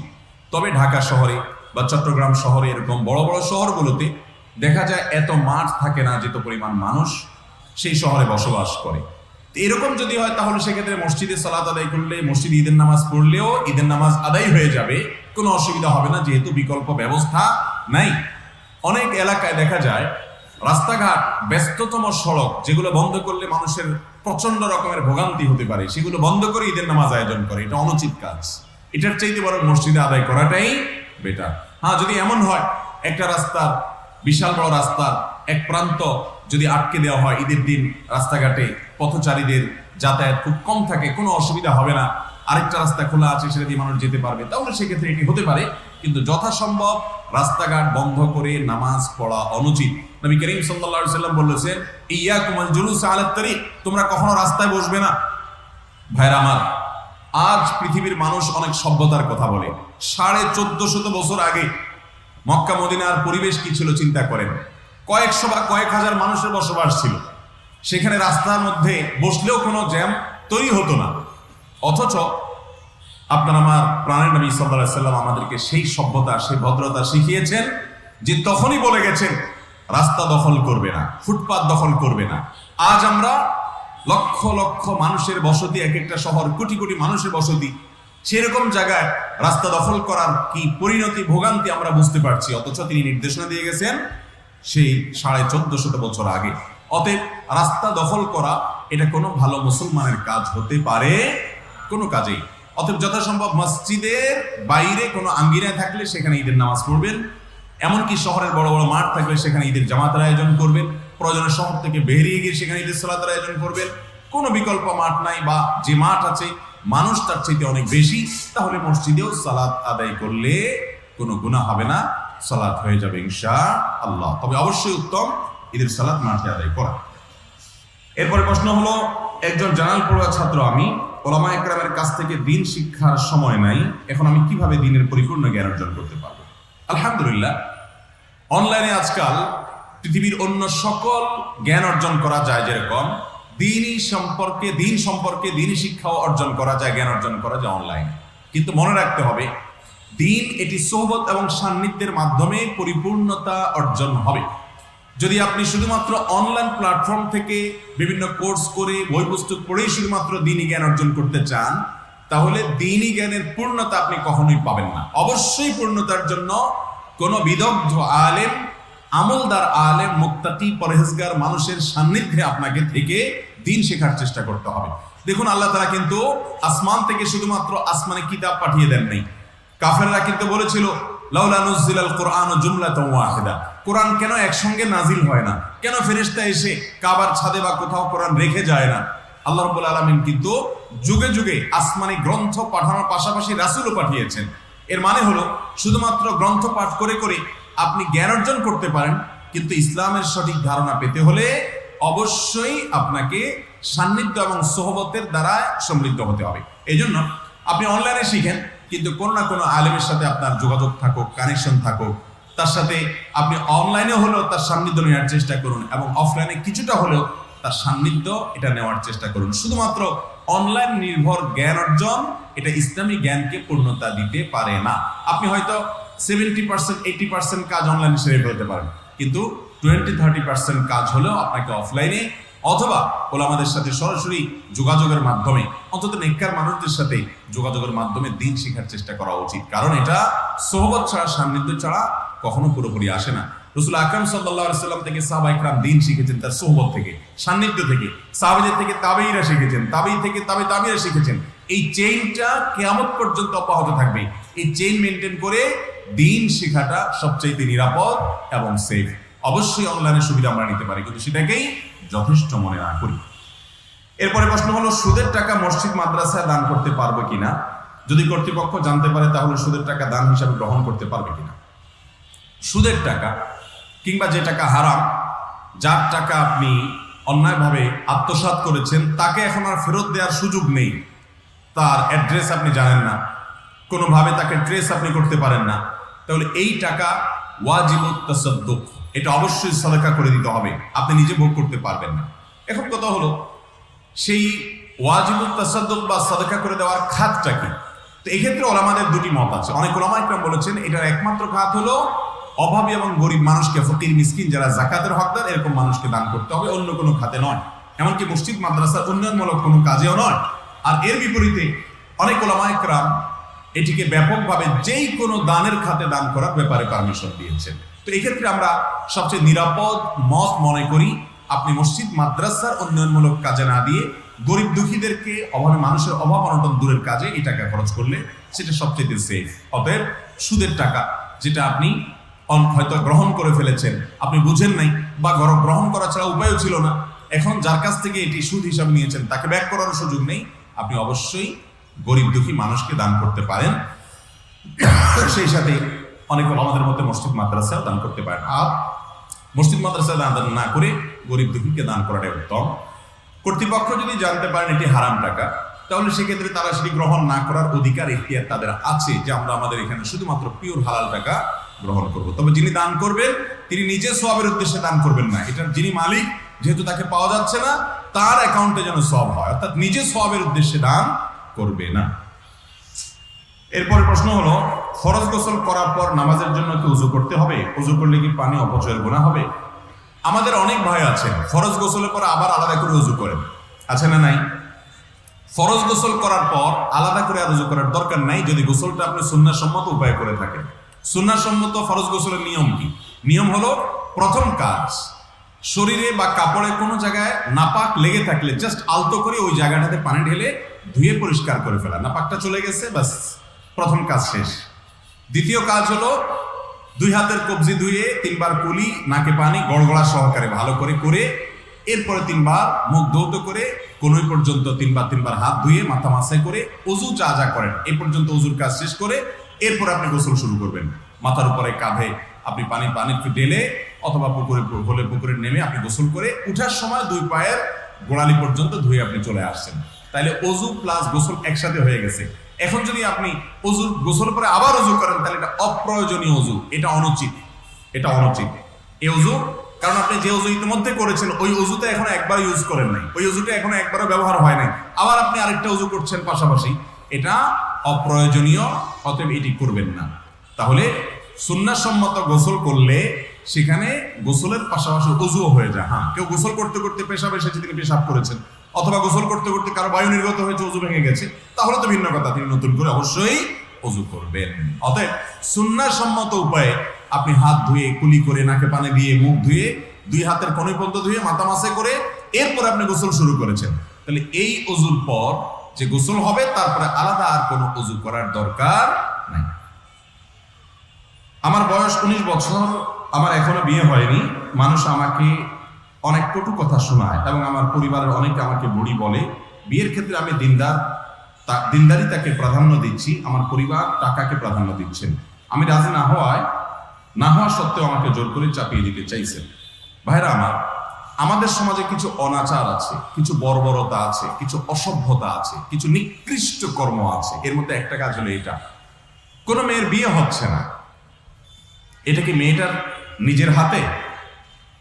অথচ সমাজের মানুষ দেখা যায় সে মেয়েকে নানান কটু কথা বলে, তাকে নিয়ে বাজে মন্তব্য করে, যা তার মনকে আঘাতপ্রাপ্ত করে, তাকে ব্যথিত করে, তাকে অপমানিত করে।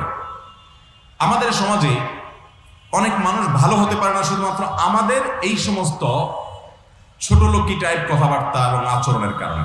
মুসলমান তো সে হবে যার আচরণ তার এখন মানুষ কষ্ট পাবে না, সে কাউকে আঘাত করে কথা বলবে না, অন্যায় আচরণ করবে না। কোনো মেয়ের বিয়ে হচ্ছে না, এমনিতেই সে কষ্টে আছে, তার উপরে তাকে যদি কেউ আঘাত করে কথা বলে, কটু কথা বলে, তাকে নিয়ে বাজে মন্তব্য করে, তাহলে এই মন্তব্য, একটি মন্তব্য তার জাহান্নামে যাওয়ার জন্য যথেষ্ট হতে পারে। অনেক নামাজি মানুষ আছে, অনেক নামাজি মহিলা আছে, দেখা যায় সেই বেশি খোঁচায়, এটি খুবই গর্হিত কাজ। আর যেই বাবা তার কন্যাকে, তার ছেলেকে দিনদার পাত্রপাত্রীর সাথে বিয়ে দিতে রাজি নন, সেই বাবার শরিয়াত দৃষ্টিকোণ থেকে অভিভাবকত্ব করার অধিকারী রহিত হয়ে যায়, তার অভিভাবকত্ব করার ইখতিয়ারই আর থাকে না, কারণ তিনি একজন ভালো মুসলমানের ন্যূনতম যোগ্যতাটা অর্জন করতে পারেন নাই। তার অভিভাবকত্ব যদি বহাল থাকে তাহলে এই ছেলে, এই মেয়ে দিন বিমুখ হয়ে বড় হবে। সেই কারণে একজন দায়িত্বশীল অভিভাবকের কর্তব্য হলো সন্তান সন্ততি যে দিনদারিতাকে প্রাধান্য দেয়, যে আমি দিনদার ছেলে বিয়ে করব, আমি ধার্মিক ছেলে বিয়ে করব, ধার্মিক মেয়েকে বিয়ে করব, বাবা মা সেটাকে ওয়েলকাম করতে হবে। যদি ওয়েলকাম না করে তাহলে সেক্ষেত্রে বাবা মার অভিভাবকত্ব নিয়ে প্রশ্ন উঠবে যে তারা আদৌ অভিভাবকত্বের যোগ্যতা রেখেছেন না হারিয়ে ফেলেছেন। এই সম্পর্কে ওলামাদের কাছ থেকে জেনে তারপর ডিসিশন নেবেন। অবশ্যই বাবা মার কর্তব্য হলো দিনদারিতাকে অগ্রাধিকার দেওয়া। আরেকটা জিনিস মনে রাখবেন, যে বোন প্রশ্ন করেছেন তিনি সহ সব বোনদেরই জেনে রাখা উচিত, বাবা মা কেন, সারা পৃথিবীর সব মানুষ যদি একত্র হয় কোনো মেয়েকে কোনো ছেলের সাথে বিয়ে দিতে, আর ওই মেয়ে যদি সেই ছেলেকে বিয়ে করতে রাজি না হয়, দুনিয়ার কোনো আইন, কোরআন এবং হাদিস কোথাও সেই বিয়েকে বৈধতা দেয় না। কখনো সেই বিয়ে কারোর দেওয়ার কোনো ইখতিয়ার নাই। ব্যক্তি স্বাধীনতা যেখানে যতটুকু দেওয়া দরকার, ইসলাম সেখানে পাই পাই করে ততটুকুই দিয়েছে। একজন মেয়ে সারা জীবন কার সাথে সংসার করবে না করবে এ বিষয়ে সম্পূর্ণ ইখতিয়ার তার। বাবা মা তাকে পরামর্শ দিতে পারে, সহযোগিতা করতে পারে, তাদের অভিজ্ঞতার আলোকে তাকে কাউন্সেলিং করে বোঝাতে পারেন, কিন্তু তাই বলে বাধ্য করার কোনো ইখতিয়ার নাই। যে সমস্ত বাবা মা জোরপূর্বক বাধ্য করে, অনেক সময় দেখা যায় বাবা মাই মেয়েকে কটু কথা বলে যে তুই এত বাছাবাছি করস এই জন্য তোর বিয়ে হয় না। এই সমস্ত কথা যদি বাবা মা বলেন এবং মেয়েকে আঘাতপ্রাপ্ত করেন, ব্যথিত করেন, তারাও আল্লাহর কাঠগড়ার আসামি হবেন, কারণ এটা হলো অন্যায়। আর জুলুম কিয়ামতের ময়দানে বহুমুখী অন্ধকার হয়ে আসবে। আল্লাহ তাআলা এই ক্ষেত্রে আমাদেরকে দায়িত্বশীল আচরণ করার তৌফিক দান করুন।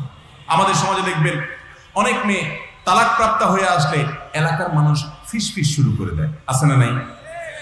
যে সে তালাক খেয়ে আসছে তার মানে সে খারাপ মানুষ। তালাক যদি কারোর হয়ে যায় তার মানে কি কোনো মেয়ে খারাপ? ভালো মানুষের তালাক হতে পারে কি পারে না? আরে নবী করিম সাল্লাল্লাহু আলাইহি সাল্লামের মেয়েদের তালাক হয়েছে, পরবর্তীতে অন্যত্র নবী সাল্লাল্লাহু আলাইহি সাল্লাম তাদেরকে বিয়ে দিয়েছেন, ওসমান রাদিয়াল্লাহু আনহুর সাথে বিয়ে দিয়েছেন। যদি কেউ তালাকপ্রাপ্ত হওয়ার মানে ওই মহিলা খারাপ হয়, তাহলে তো নবী সাল্লাল্লাহু আলাইহি সাল্লামের মেয়েদের ব্যাপারে আপনি প্রশ্ন তুলছেন, আঙ্গুল তুলছেন, ঠিক না ঠিক? অতএব তালাকপ্রাপ্ত বোনদেরকে বাজে কথা বলার এই অসভ্য কালচার সমাজ থেকে যেটি বিদায় করতে হবে। ঠিক একইভাবে কোন নারীর স্বামী মারা গেলে তাকে নিয়ে অনেকে বাজে কথা বলেন যে এ মানুষটা ভালো না, এরপর আল্লাহ অসন্তুষ্ট, এই জন্য তার স্বামী মারা গেছে। এটা কোনো কথা হলো? কত মহিলা সাহাবী আছে তাদের স্বামী মারা গেছে, আছে না নাই? অতএব এই সমস্ত কথা মূর্খ মানুষদের কথা। কোন মুসলমান এই সমস্ত কথা বলতে পারে?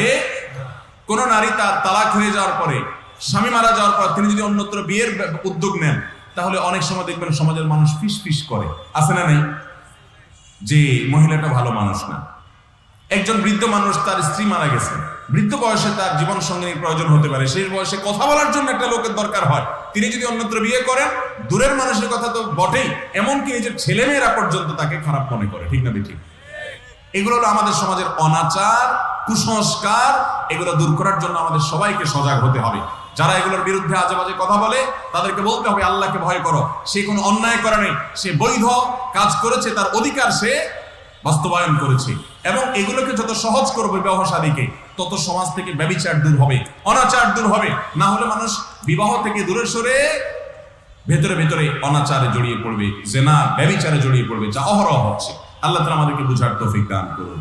অতএব কোনো মেয়ের যদি বিয়ে না হয়, এখানে ওই মেয়ের খারাপ হওয়ার কোনো কারণ নাই। সন্তান হয় না, আমরা অনেকে মনে করি তাহলে এই মহিলা সমস্যা আছে, সে মানুষটা খারাপ, আল্লাহ তার উপরে অসন্তুষ্ট। ভাইরা আমার, আল্লাহর অনেক প্রিয় বান্দাদেরকে আল্লাহ তাআলা সন্তান দেন নাই, সন্তানহীন রেখেছেন। অতএব কোন নারীর সন্তান না হওয়াটা এটা তার খারাপ হওয়ার কোনো প্রমাণ নাই। একজন আপাতমস্তক ভালো, কত খারাপ মানুষের সন্তান হয়। অতএব সন্তান হওয়া ভালো মানুষের আলামত, না হলে তিনি খারাপ মানুষ, আল্লাহ তার উপর অসন্তুষ্ট, এমন কোনো কথা নাই। সকল কুসংস্কার দূর করে আমাদের এই সুন্দর সমাজ, এই দেশটাকে সুন্দর দেশ এবং সুন্দর সমাজ হিসেবে গড়ে তোলার তৌফিক আল্লাহ তাআলা আমাদেরকে দান করুন। এরপরে প্রশ্ন হলো, বাবার সম্পত্তি বাবার অজান্তে ছেলে যদি লিখে নেয়, ইসলাম তাকে কি বলে? ইসলাম তাকে সম্পদ আত্মসাৎকারী, জালিম এবং হারামখোর বলে। যেই সন্তান বাবাকে জোর করে তার টিপসই নিয়ে, স্বাক্ষর নিয়ে, অসুস্থ অবস্থায় বুঝিয়ে ফুসলিয়ে জোরপূর্বক বিভিন্নভাবে জমি জমা লিখে নেয়, এই সন্তান এর সাথে রাস্তায় ডাকাতি করা ডাকাতের কোনো পার্থক্য নেই। বরং ডাকাত তার চাইতে একদিক থেকে 1 ডিগ্রি ভালো আছে। ভালো তো বলা যাবে না, 1 ডিগ্রি কম খারাপ আছে। কারণ ডাকাত যে ডাকাতি করে, সে রাস্তাঘাটে হয়তো অচেনা মানুষকে ডাকাতি করে, আর এ নিজের বাপের সাথে ডাকাতি করলো। নিজের ভাই বোনের হক নষ্ট করে যারা এই ধরনের সম্পদ আত্মসাৎ করছেন, শুনে রাখেন, নবী করিম সাল্লাল্লাহু আলাইহি ওয়াসাল্লাম বলেছেন, যে ব্যক্তি এক বিঘত সম্পদ অন্যায়ভাবে আত্মসাৎ করবে, আল্লাহ রাব্বুল আলামিন 7 তবক জমিনকে তার গলায় ঝুলিয়ে দিয়ে শাস্তি দিবেন তাকে। কত সম্পদ তোর ভোগ করার দরকার হয় ভোগ কর। ভাইরা আমার, এই সম্পদ আমরা কেউ নিয়ে যাব না। অনেক মানুষকে দেখবেন জমিতে যত কোপ দেয়, জমির আইলে তার চেয়ে বেশি কোপ দেয়, আছে না নেই? আইলে কোপ দেওয়ার উদ্দেশ্য কি? আইলটাকে একটু পরিপাটি করা, সুন্দর করা, নাকি নিজের জমিটা বড় করা? দেখা যায় বড় করতে করতে আইলের উপর আর পাও রাখারও জায়গা থাকে না। অনেক হাজি সাহেব, দাড়িওয়ালা, নামাজি সাহেব মানুষ এই আকামগুলো করে। একজন ভালো মুসলমান কখনো অন্যের অধিকার নষ্ট করতে পারে। আপনি ভালো মুসলমান হতেই পারবেন না যতক্ষণ পর্যন্ত সকলের অধিকার সংরক্ষণের পরে সচেতন না হবেন। ভাইরা আমার, যারা অন্য ভাই বোনের, নিজেরই ভাই বোনের হক নষ্ট করে বাবা মাকে ফুসলিয়ে ফাসলিয়ে অথবা জোরপূর্বক বা কৌশলে ছলে বলে জমি নিজের নামে করে নিয়েছেন, আপনি জমে করে নেন নাই, আপনি জাহান্নামের রেজিস্ট্রেশন নিয়েছেন। আপনার নামে জমির দলিল করেন না, আপনি জাহান্নামের দলিল করে নিয়েছেন। এবং পাই পাই করে আল্লাহ তাআলা জাহান্নাম বুঝিয়ে দিবেন। আল্লাহর হকে একটু ত্রুটি করেন, মাপ চান, মাপ পাওয়ার আশা আছে। বান্দার হক নষ্ট করেছেন, আল্লাহ তাআলা মাফ করবেন। কিয়ামতের ময়দানে প্রতিটা পয়সার হিসাব দিতে হবে, প্রতিটা বিগতের হিসাব দিতে হবে, প্রতিটা আঙ্গুল জায়গার হিসাব দিতে হবে। মনে রাখবেন, চুরি করে আত্মসাৎ করে মানুষ কখনো ধনী হতে পারে না। আল্লাহ তাআলা কখনো এই পদ্ধতিকে মানুষকে কি করে না? ধনী করে না। নবী আলাইহিস সালাম বুখারীর বর্ণিত হাদিসে বলেছেন, লাইসাল গিনা বিকাসরাতিল আরদ ওয়ালাকিনাল গিনা গিনান নাফস। কারোর যদি সম্পদ অনেক বেশি থাকে, তার যদি জমি অনেক বেশি থাকে, টাকা পয়সা অনেক বেশি থাকে, এই ব্যক্তি প্রকৃত ধনী নয়। প্রকৃত ধনী হলো ওই ব্যক্তি যার মনটা ধনী, যার মনটা সচ্ছল, যার মনটা নিজেকে নিজে সুখী মনে করে যে আমাকে আল্লাহ যা দিয়েছেন এতে আমি হ্যাপি, আমি অনেক সুখী, আমার আর দরকার নেই। এই লোকটা ধনী। আর যাকে আল্লাহ তাআলা অনেক সম্পদ দিয়েছেন, তার আরো চাই, এই লোক অভাবী, কারণ অভাব আছে, তার আরো চাওয়া আছে। অতএব যেটুকু পেয়েছেন সেটুকুতে আপনি শুকর আদায় করেন, আল্লাহ তাআলা সুখী করবেন। এই চুরি করা সম্পদ, আত্মসাৎ করা জমিন দিয়ে আপনি নিজে সুখী হতে পারবেন না, আপনার পরিবার সন্তানকে সুখী করতে পারবেন। আল্লাহ তাআলা আমাদের সবাইকে সৎ সাহস করে এই অন্যায় উপার্জন থেকে বেরিয়ে আসার তৌফিক দান করুন। এরপরে প্রশ্ন হলো, স্বামী যদি মোবাইলে স্ত্রীর সাথে কথা বলার সময় রাগ হয়ে তালাক দেয়, তাহলে কি তালাক হয়ে যাবে? স্বামী যদি দাবি করে সে তালাক দিয়েছে, অথচ স্ত্রী যদি বলে আমি শুনি নাই, তাহলে কার কথা ধর্তব্য হবে? এসব ক্ষেত্রে করণীয় কি? ভাইরা আমার, স্বামী যদি তালাক দিয়ে থাকেন, স্ত্রী যদি তালাক নাও শুনেন, তারপরও তালাক পতিত হবে। তালাক পতিত হওয়ার জন্য স্ত্রীর শোনাটা আবশ্যক নয়। স্বামী যদি বলেন আমি সজ্ঞানে তালাক দিয়েছি, ইসলামী শরিয়ার দৃষ্টিকোণ থেকে সেটি তালাক হয়েছে বলে ধর্তব্য হবে। দ্বিতীয়ত, তালাকের ক্ষেত্রে কোনো সাক্ষী থাকা আবশ্যক না যে সাক্ষীর সামনে বলে না এই জন্য তালাক হবে না। স্বামী যদি সজ্ঞানে স্ত্রীকে তালাক দিয়ে থাকে, তাহলে সেক্ষেত্রে তালাকের শর্ত পূরণ হলে, যথাযথ নিয়মে তালাক হয়ে থাকলে, স্ত্রী না শুনলেও তালাক হবে। এক্ষেত্রে স্বামীর কথাই ধর্তব্য হবে। স্বামী স্ত্রী দুইজন যদি বিতর্ক করেন যে না তালাক দাও নাই তুমি, স্বামী যদি বলেন আমি দিয়েছি, তাহলে স্বামীর কথাই ধর্তব্য হবে এবং তালাক হয়ে যাবে। আমি প্রায় সময় বিভিন্ন জায়গায় বলার চেষ্টা করি, যারা বিবাহ করে ফেলেছেন তাদের জন্য, যারা এখনো বিয়ে করেন নাই তাদের জন্য, আল্লাহর ওয়াস্তে দাম্পত্য জীবনে আর যা করেন, খবরদার তালাক এটা দেওয়ার চেষ্টা, মুখ দিয়ে বের করার চেষ্টা করবেন না। কথায় কথায় কিছু হলেই, কিছু ছোট লোক পুরুষ আছে তালাক দেওয়ার কথা বলে, কথায় কথায় কিছু ছোট লোক মহিলা আছে, কিছু হলেই বলে তোমার সংসার আর করবো না, গেলাম বাবার বাড়ি। আছে না নাই? এই পুরুষগুলোও ছোট লোক, এই মহিলাগুলোও ছোট লোক। কিছু বন্ধু আছে আপনাদের, দেখবেন এই বন্ধুরা কিছু হলেই বলে কাটতি তোর সাথে, সকাল বিকাল শুধু কাটতি দেয়। আছে না নাই? তোর সাথে আর কথা নেই, যা। কয়দিন গাল ফুলায় থাকে, আছে না নাই? ভাইরা আমার, ঠিক একইভাবে কথায় কথায় তালাক দেওয়া খুব ডেঞ্জারাস জিনিস। মনে রাখবেন, সালাতুন জিদ্দুহুন্না জিদ্দুন ওয়া হাজদুহুন্না জিদ্দুন। নবীজি সাল্লাল্লাহু আলাইহি ওয়াসাল্লাম বলেছেন, তিনটি বিষয় সিরিয়াসলি করলে যা হবে, হাসতে হাসতে দুষ্টুমি করলে তা হয়ে যাবে। খুব ডেঞ্জারাস জিনিস। আপনি আমার বুকে ছুরি মেরে দিলেন, এরপর আপনি বলেন ও সরি, আমি তো আসলে আপনাকে হত্যা করার উদ্দেশ্য ছিল, আপনি মরে গেছেন। এখন মরে যাওয়ার পরে আপনি যদি বলেন সরি, জিব্বায় কামড় দেন, আমি কি জিন্দা হবো আর?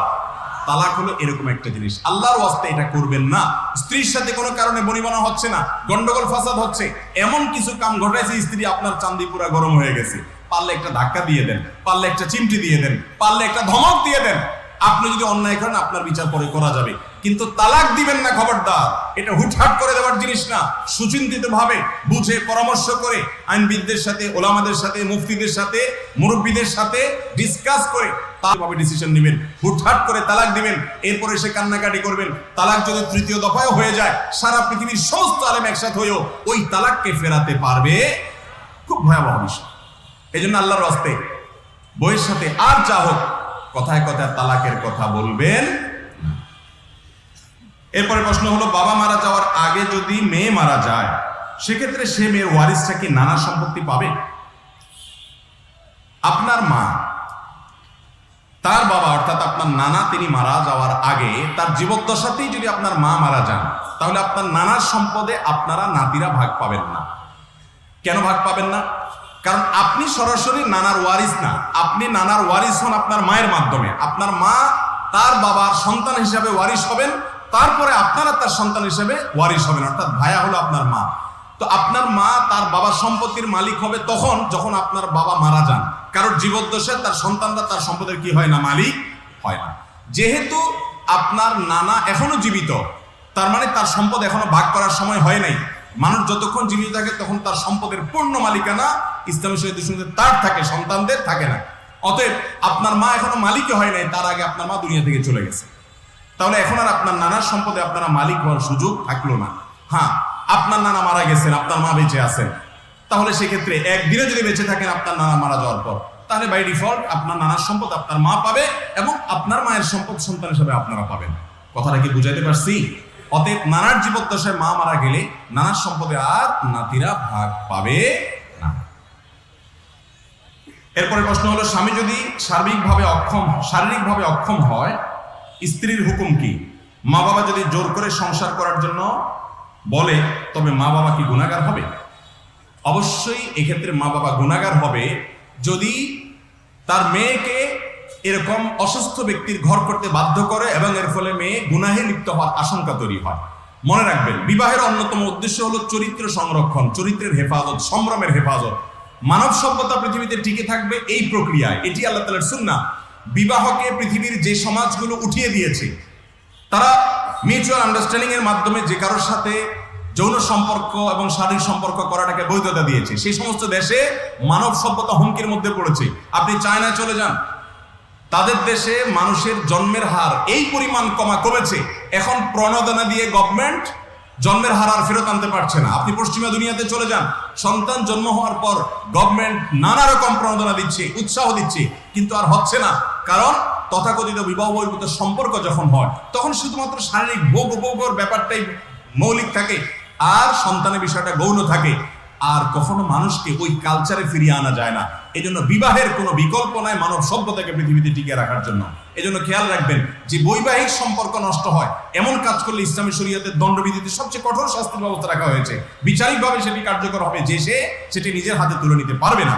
তো যাই হোক, এই নির্দেশনার কারণে একজন স্ত্রী তার স্বামী যদি শারীরিকভাবে অক্ষম হয়, যেহেতু তার চরিত্র হেফাজত করা এখানে কঠিন হয়ে যাবে, অতএব স্বামীকে সুযোগ দেওয়া যেতে পারে, ট্রিটমেন্ট করা যেতে পারে। নানাভাবে করে যদি কোনোভাবে তার সুস্থতার আশা আর না থাকে, মা বাবা ওই মেয়েকে ওই ভদ্রলোকের ঘর করতে বাধ্য করার কোনো এখতিয়ার ইসলামের দৃষ্টিকোণ থেকে নাই। যদি করে তাহলে তারা গুনাহগার হবে। এই মেয়ে আদালতের আশ্রয় নিতে পারেন, তিনি বিচারের মুখোমুখি করতে পারেন এবং বিবাহ বিচ্ছেদের উদ্যোগ নিতে পারেন, কারণ তার চরিত্রের প্রশ্ন। এখানে ইসলাম চরিত্রের প্রশ্নে কোনো আপোষ করতে বলে না। হ্যাঁ, যদি তার চরিত্র হেফাজত করতে পারেন তিনি, সেই সুযোগ তার থাকে, সেই আত্মনিয়ন্ত্রণ করার পাওয়ার থাকে, তাহলে ভিন্ন কথা, এটা তার ব্যাপার। কিন্তু তিনি যদি মনে করেন যে না, আমার স্বামীর যে অক্ষমতা আছে এর ফলশ্রুতিতে আমি গুনাহে লিপ্ত হয়ে যেতে পারি অন্যত্র, তাহলে সেক্ষেত্রে অবশ্যই তিনি এই স্বামীকে তরক করার অধিকার তার আছে। শরিয়া বিয়ের বরযাত্রী যাওয়ার বিধান কি? ভাইরা আমার, এটা নিয়ে বিভিন্ন জায়গায় আমি কথা বলার চেষ্টা করি যে আমাদের সমাজে বিয়ে শাদীতে মেয়ের বাবার বাড়িতে ছেলে পক্ষের শত শত মানুষ যে খাওয়ার যে রসম আছে, এটা শরিয়া বিরোধী রসম, ইসলাম বিরোধী রসম। বিয়েতে খাওয়া দাওয়ার যে আয়োজন সেটা একটা, তার নাম ওয়ালিমা। তার নাম কি? সে একটা আয়োজন কে করবে, মেয়ে পক্ষ না ছেলে পক্ষ? ছেলে পক্ষ। কারণ আস্ত একটা মেয়ে আপনি আরেকজনের বাড়ি থেকে তুলে নিয়ে আসছেন, এই মেয়েটা এত বড় হয়েছে, বিয়ের উপযুক্ত হয়েছে, এটা তো বাতাসে হয়নি। তার পিছনে লক্ষ লক্ষ টাকা, হাজার হাজার টাকা তার বাবা খরচ করেছে, তাকে গড়ে দিয়েছে। আপনি যে আস্ত মেয়েটারে গাড়িটাই সাজায় ফুলের মালা টালা দিয়ে নিয়ে আসছেন, চিরকালের জন্য আপনি নিয়ে আসছেন। টাকা দিয়ে তো মানুষের মূল্য নির্ধারণ করা যায় না, কিন্তু যেই টাকা খরচ করা হয়েছে শুধু ওই টাকাটাও যদি হিসেব করা হয়, আপনি একরকম বিনা পয়সার নামমাত্র কিছু মহারণা, তাও কাগজে লিখছেন, দেন নাই, 10 টাকা দিয়ে 5 টাকা উসুল লিখছেন, মিথ্যা মিথ্যি, এই 2 নম্বরই করে। অথবা আপনি যাই করছেন, ভালোটাই করছেন, আপনি যদি 10 টাকা লিখে 10 টাকা পুরোটা দেনও, তারপরেও তো একটা আস্তমে উঠে নিয়ে আসছেন বাড়িতে, খুশি আনন্দ। আল্লাহ আপনাকে একটা বউ পাওয়ার তৌফিক দিয়েছে, আপনার বাসায় পুত্রবধূ আসছে, অতএব বাপ বেটা আপনারা সবাই মিলে ওয়ালিমার আয়োজন করে এলাকাবাসীকে খাওয়াবেন, শ্বশুরের লোকদেরকে খাওয়াবেন। সেটার খবর নাই, দেখা যায় যে উল্টা বরং মেয়ের বাপের কাছে বায়না ধরে বলে, না আমাদের 300 লোক খাওয়াইতে হবে। আছে না নাই? এগুলোর নাম আমি দিছি বরযাত্রী, না বদযাত্রী। এটা বরযাত্রী না, এটা কোন যাত্রী? এটা বদযাত্রী। আরেকজনের বাড়িতে আপনি একরকম চাঁদাবাজের মতো শর্ত দিয়ে যাবেন, না আমাদের 300 মানুষ খাওয়াইতে হবে। এর চেয়ে লজ্জার কথা আর কি হতে পারে বলেন? ওই বেচারা মেয়েটা আপনার বাড়িতে দিয়ে দিছে, আপনি জুলুম করেন কিনা, খোঁচামারি কথা বলেন কিনা, মনে কষ্ট দেন কিনা, এই ভয়ে বেচারা মন থেকে না খাওয়াইলেও হাসি মুখে বলে, না না আমি খুশি মনে খাওয়াইতেছি। ঠিক না বেঠিক? যারা এখনো বিয়ে শাদী করেন নাই, অথবা যারা মুরব্বী আছেন, খবরদার, এই অনাচারের বিরুদ্ধে আমাদেরকে সংগ্রাম করতে। আমার বিয়েতে আমার মনে আছে, আমার শ্বশুর বাড়ির লোকজন ওনারা বললেন যে আপনারা কতজন আসবেন। তো আমি বললাম, যেহেতু ঘটকরে বললাম, যেহেতু আমি বিয়ে করব আমি যাব, আর আমার অভিভাবক আমার বাবা যাবে, যথেষ্ট। আর আপনাদের তরফ থেকে একজন সাক্ষী থাকবে। বলে না এভাবে কি বিয়ে হয় নাকি? তাই আমি বললাম ঠিক আছে, তাহলে 3 জন যাবে। বলে না এভাবে একটা সমাজে বিয়ে হয় নাকি? পরে বহুত জোরাজোরি পরে বললাম ঠিক আছে, আমাদের পক্ষ থেকে সর্বোচ্চ 10 জন যাবে, 9 জন হতে পারে, 11 জন হবে। ঠিক আলহামদুলিল্লাহ, ওই 10 জনের মধ্যেই আমরা বিয়ে সেরে ফেলেছি আলহামদুলিল্লাহ। যুবকরা চেষ্টা করা যাবে না? মুশকিল হলো যারা বিয়ে করবে, যুবক বেচারাদের কথা বলতে দেয় না মুরব্বীরা, বলে যে তোর এত কিসের কথা, তুই চুপ থাক। ঠিক না? ঠিক। অনেক এলাকায় রুমাল ধরায় দেয় যে মুখে রুমাল দিয়ে চুপচাপ বসে থাকে। আরে বাবা, বিয়ে করবে সে, মহর দিবে সে, মহর ধরে 30 লাখ, 50 লাখ, 60 লাখ, ওই বেচারা 10,000 টাকা দেওয়ার হয়তো ক্ষমতা নেই। আল্লাহর রাস্তায় বিয়ের মধ্যে এই সমস্ত অনাচার করবেন না। বিশেষ করে মেয়ের বাবার বাড়িতে নির্লজ্জের মতো শত শত লোক নিয়ে খাওয়াবেন, এই বেহায়াই করবেন না। অনেক যুবক আছে বিয়ের পর দেখা যায় যে শ্বশুর বাড়িতে কোনোদিন একা একা যায় না, 2-4 জন দোস্ত সাথে নিয়ে যায়। ঠিক না ভাই? ঠিক। খুবই খারাপ কথা ভাই। হ্যাঁ, একটা হতে পারে যে আপনার শ্বশুরদের অডেল আছে, ওনারা বরং খুশি হন, তাহলে সেটা ভিন্ন কথা হতে পারে। কিন্তু আসলে শ্বশুরের থাকুক আর না থাকুক, ওই বেচারা একরকম বাধ্য হয়েই দাঁত বাইর করে হাসা লাগে, না বাবা ঠিক আছে ভালো করছো, তোমার বন্ধু আরো বেশি করে নিয়ে আসে। কারণ মেয়েটা যেহেতু আপনার কাছে আছে, আপনার অত্যাচারের ভয় করে। আল্লাহর জমিনে সবচেয়ে বড় জুলুমগুলোর ভিতরে একটা হলো এই জুলুমটা, যে একটা মেয়ে সারা জীবন তাকে বড় করে দিয়েছে তার বাবা মা, আর আপনি আস্তে মেয়েটা তুলে এনে তার পুরো বেনিফিটটা আপনার বাড়িতে, আপনার সংসারে আপনি ভোগ করছেন। তারপর আবার তাদের কাছ থেকে যৌতুক দাবি করছেন, খাবার দাবি করছেন, বন্ধু বান্ধব নিয়ে তাদের পিঠে বোঝা হচ্ছেন।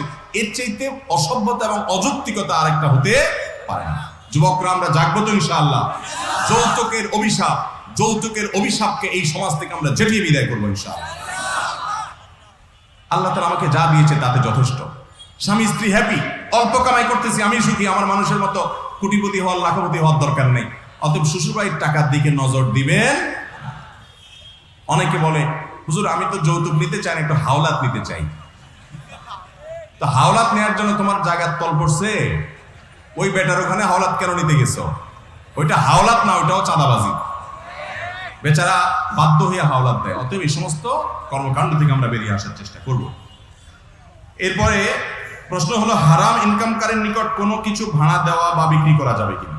যার উপার্জন শুধু হারাম, নিরেট হারাম, কোনো হালাল উপার্জন তার নাই, ওইটা দিয়েই সে চলে, এরকম ব্যক্তির কাছে বাসা ভাড়া, দোকান ভাড়া দিতে পারবেন না। কারণ আপনার যে ভাড়াটা সে পরিশোধ করবে, আপনি জানেন ওটা পিওর হারাম থেকেই পরিশোধ করবে। আর যদি তার মিশ্র উপার্জন থাকে, কিছু হারাম কিছু হালাল, তাহলে সেক্ষেত্রে তার কাছে আপনি ভাড়া দিতে পারবেন। যেহেতু তার হালাল হারাম দুইটাই আছে, কোনটা থেকে সে আপনার রেন্ট দিচ্ছে সেটা নিশ্চিত নয়, হয়তো এরকম ব্যক্তির কাছে ভাড়া দেওয়া যাবে। মা বাবা সন্তানকে বিয়ে না করালে সে সন্তান কোনো পাপ করলে সে পাপের ভাগীদার মা বাবা হবে কিনা? অনেক যুবক এই প্রশ্ন করে মা বাবার ঘাড়ের সমস্ত দোষ আমাকে দিয়া চাপায়া উনি মনে করেন তাহলে আমার আর কোনো পাপ বোধ হবে না। এটা ভুল। তবে এটা সঠিক যে কোনো বাবা মা যদি সন্তান বিয়ের উপযুক্ত হওয়ার পরও গড়িমসি করে, তাকে যথাসময় বিয়ে না দেয়, বলে না এখনো বয়স হয় নাই, তোর নিজের পায়ে আরো দাঁড়ায় নে, আরো ইনকাম করে নে, এটা করে নে, সেটা করে নে, এগুলা করে করে যদি কালক্ষেপণ করে, এদিকে সন্তান তার চরিত্রকে হেফাজত করতে অসুবিধা হয়, তাহলে অবশ্যই বাবা মা আল্লাহর কাছে দায়ী থাকবে এবং অপরাধের কারণে ওই যুবকের তো গুনাহ হবেই, মা বাবারও গুনাহ হবে। ভাইরা আমার, আমি সবসময় বলি যারা মুরব্বীরা আছেন, বাবাজিরা, চাচারা, আপনাদেরকে বলছি, নবী করিম সাল্লাল্লাহু আলাইহি ওয়াসাল্লাম বলেছেন তোমাদের ছেলে মেয়েরা যখন বিয়ের উপযুক্ত হবে, উপযুক্ত পাত্রপাত্রী পেলে আর একটুও কালক্ষেপণ করবে না, দ্রুততার সাথে বিয়ের ব্যবস্থা করবে। তা না হলে তারা যে জেনা করবে, তারা যে অন্যায় কাজে লিপ্ত হবে তোমার অজান্তে, এর কারণে জমির ভিতরে ফাসাদ তৈরি হবে, অশান্তি তৈরি হবে, পৃথিবীবাসীতে বিশৃঙ্খলা তৈরি হবে, জেনা ব্যভিচার বাড়বে, ধর্ষণ হবে, পাশবিক নির্যাতন হবে। এগুলোর জন্য দায়ী কিন্তু ওই বাবা মাকে কম বেশি থাকতে হবে। সন্তান যদি জড়ায় তার অপরাধ তো অবশ্যই হবে, পাশাপাশি বাবার মারটাও হবে। আর বাবা মার দোষ একচেটিয়া না দিয়া যারা যুবকরা আছেন আপনাদেরকে বলছি, নিজের চরিত্রকে বাঁচানোর জন্য সংগ্রাম করেন। যে যুবক কোথাও মেয়ে দেখলেই সে সেখানে টিজ করা শুরু করে, উত্ত্যক্ত করা শুরু করে, তাকে নিয়ে বাজে চিন্তা করা শুরু করে, তাকে খোঁচানি শুরু করে, সে নিজেকে নিয়ন্ত্রণ করতে পারে না, সে জান্নাতের প্রত্যাশা কিভাবে করে?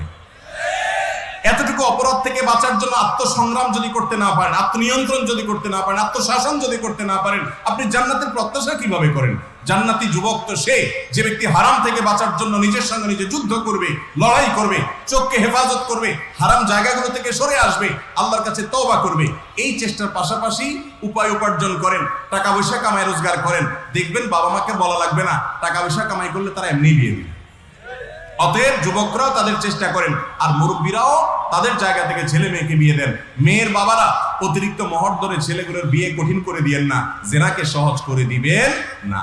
মুরব্বীদেরকে বলছি, আপনাদের আমলে আমাদের বাচ্চা ছাড়া যারা আছেন মুরব্বীরা, খবর নিয়ে দেখেন ওনাদের সবার বিয়ে কিন্তু অনেক অল্প বয়সে হয়েছে, ঠিক না বেঠিক?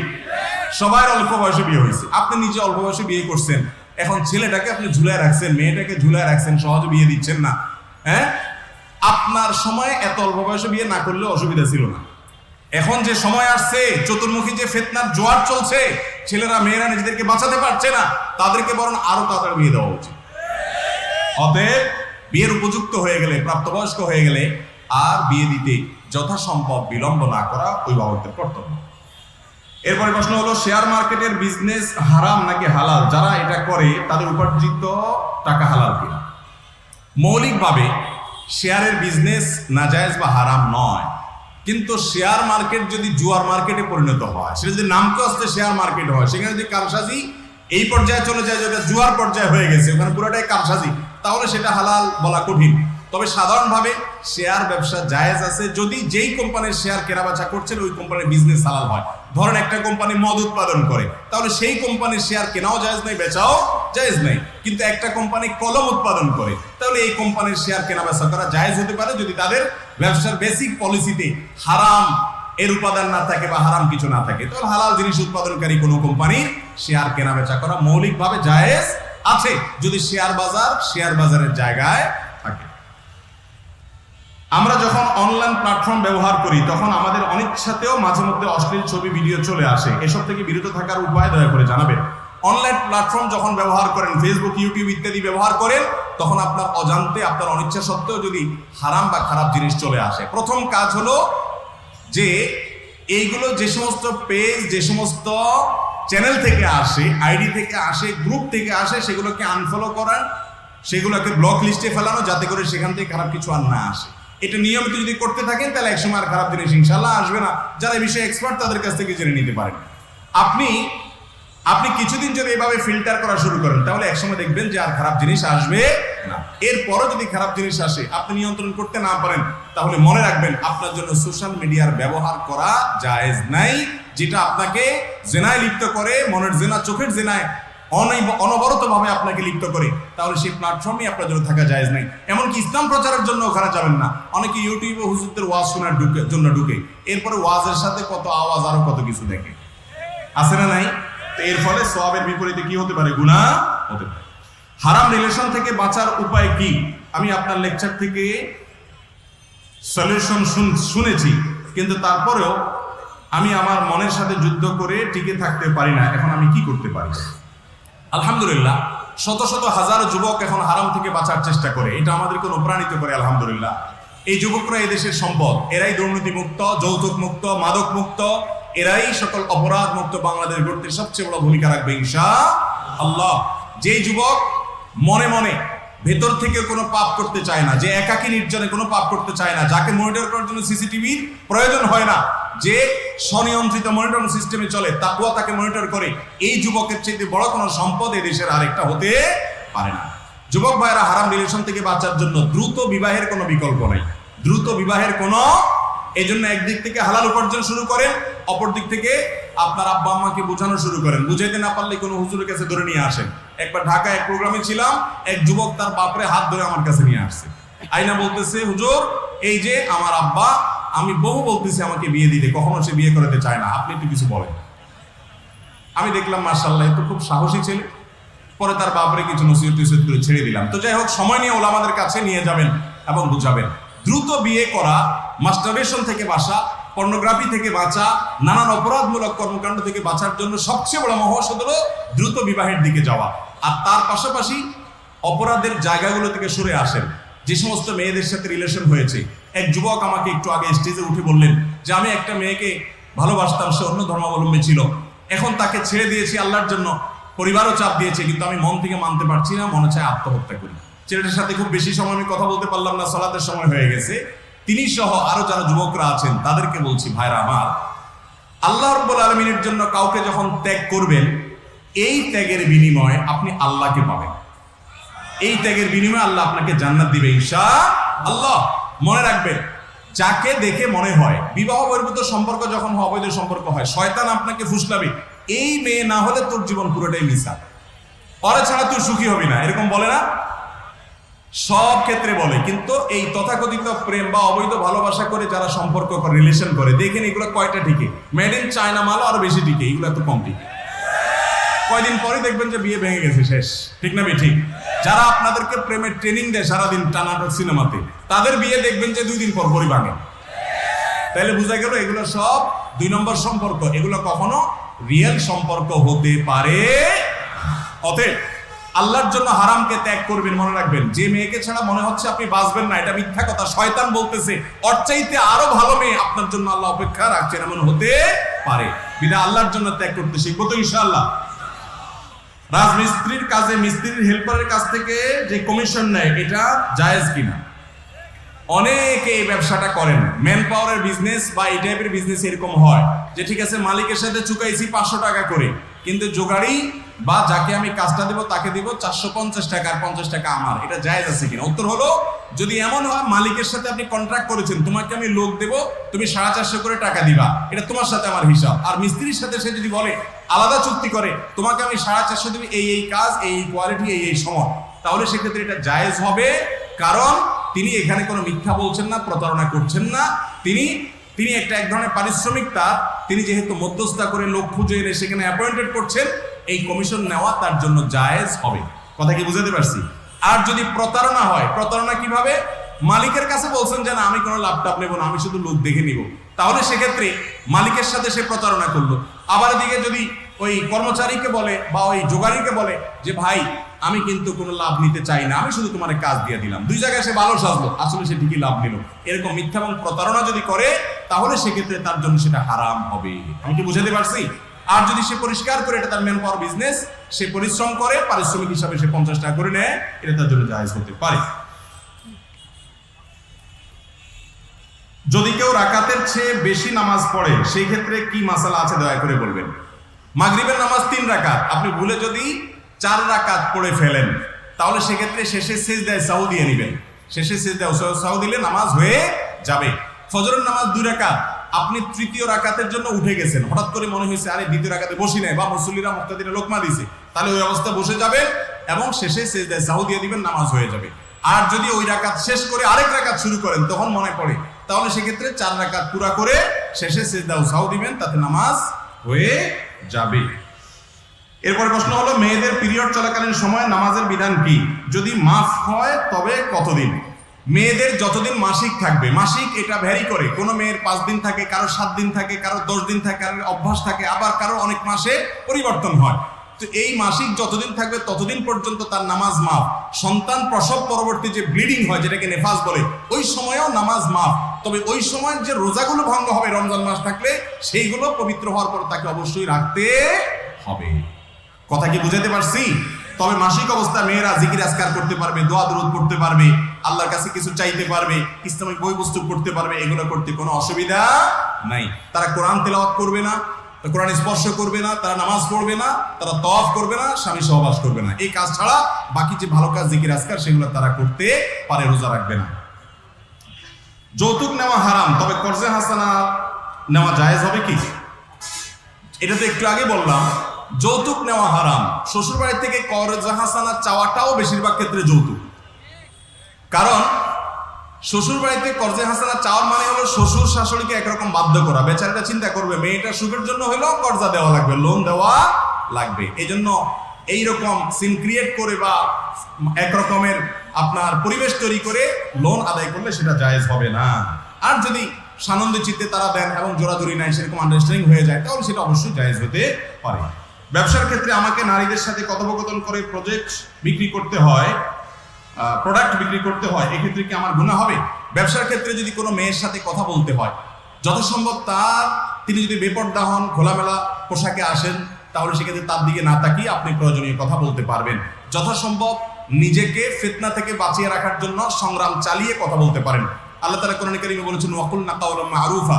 মেয়েরা কিন্তু স্বাভাবিক কথা পুরুষদের সাথে প্রয়োজন হলে বলতে পারে, একান্ত প্রয়োজন হলে। খাজুরি আলাপ চলবে না, যে ইনবক্সে চ্যাটিং এ আলতু ফালতু আলাপ করলেন, কি খেলেন, কি পড়লেন, বোন বাড়ি কোথায়, ঘর কোথায়, এই সমস্ত আজাইরা আলাপ করলে সওয়াব হবে না, বরং কি হবে? গুনাহ হবে। প্রয়োজনীয় কাজ, ব্যবসার জন্য কাস্টমারের সাথে কথা বলতে পারেন, নজরকে হেফাজত করবেন। মুশকিল হলো অনেক মহিলা আছে এমন ব্যাককল, তার সৌন্দর্যের দিকে না তাকায় কথা বললে উনি মাইন্ড করেন। উল্টা আছে না নাই? তিনি বুঝেন না যে তার দিকে না তাকিয়ে তাকে সম্মান দেওয়া হচ্ছে, তিনি সেটা বুঝতেন না। তো যাই হোক, না বুঝলেও আপনি বিনয়ের সাথে তাকে বোঝাবার চেষ্টা করবেন, আমি অ্যাজ এ মুসলিম আল্লাহর বিধানের কারণে আপনার দিকে তাকাতে পারছি না, আমি আমার দৃষ্টিকে সংযত করছি। ইসলাম বলছে ধর্ষণ, পাশবিকতা, মেয়েদের প্রতি নির্যাতন, জুলুম এবং ব্যভিচার, জেনা বন্ধ করতে হলে চোখকে নিয়ন্ত্রণ করতে হবে। কারণ চোখ দিয়ে খারাপ জিনিস দেখার পরে মনে কল্পনা হয়, এরপরে বাস্তবায়নের পথে মানুষ হাঁটে।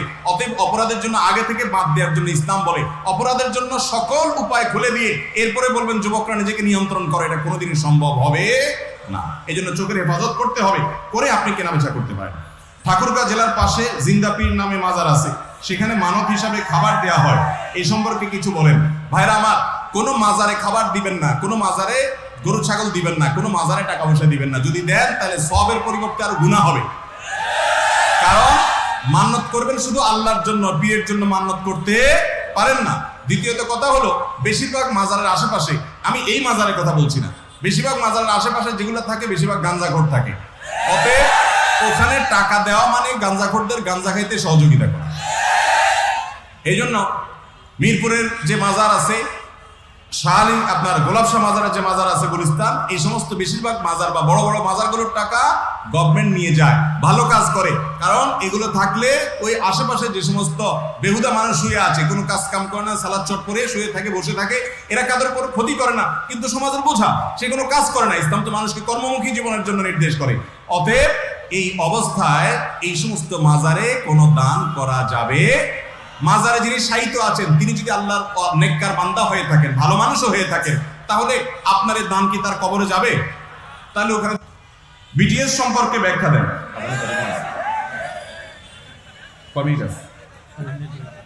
6 মিনিটে কিয়ামত হয়ে যাবে ইনশাআল্লাহ। বিটিএস সম্পর্কে বলতে বলেছেন। বিটিএস হলো কোরিয়ান একটা ব্যান্ড দলের নাম, বাংতান সোনিয়া দানমা এরকম কি একটা নাম, যেন এটার পুরো ব্যাখ্যা আর কি। বিটিএস সংক্ষেপে বিটিএস বলে। এরা সাধারণত গান করে, আমি গুগলে সার্চ করে জানার চেষ্টা করছি এদের সম্পর্কে।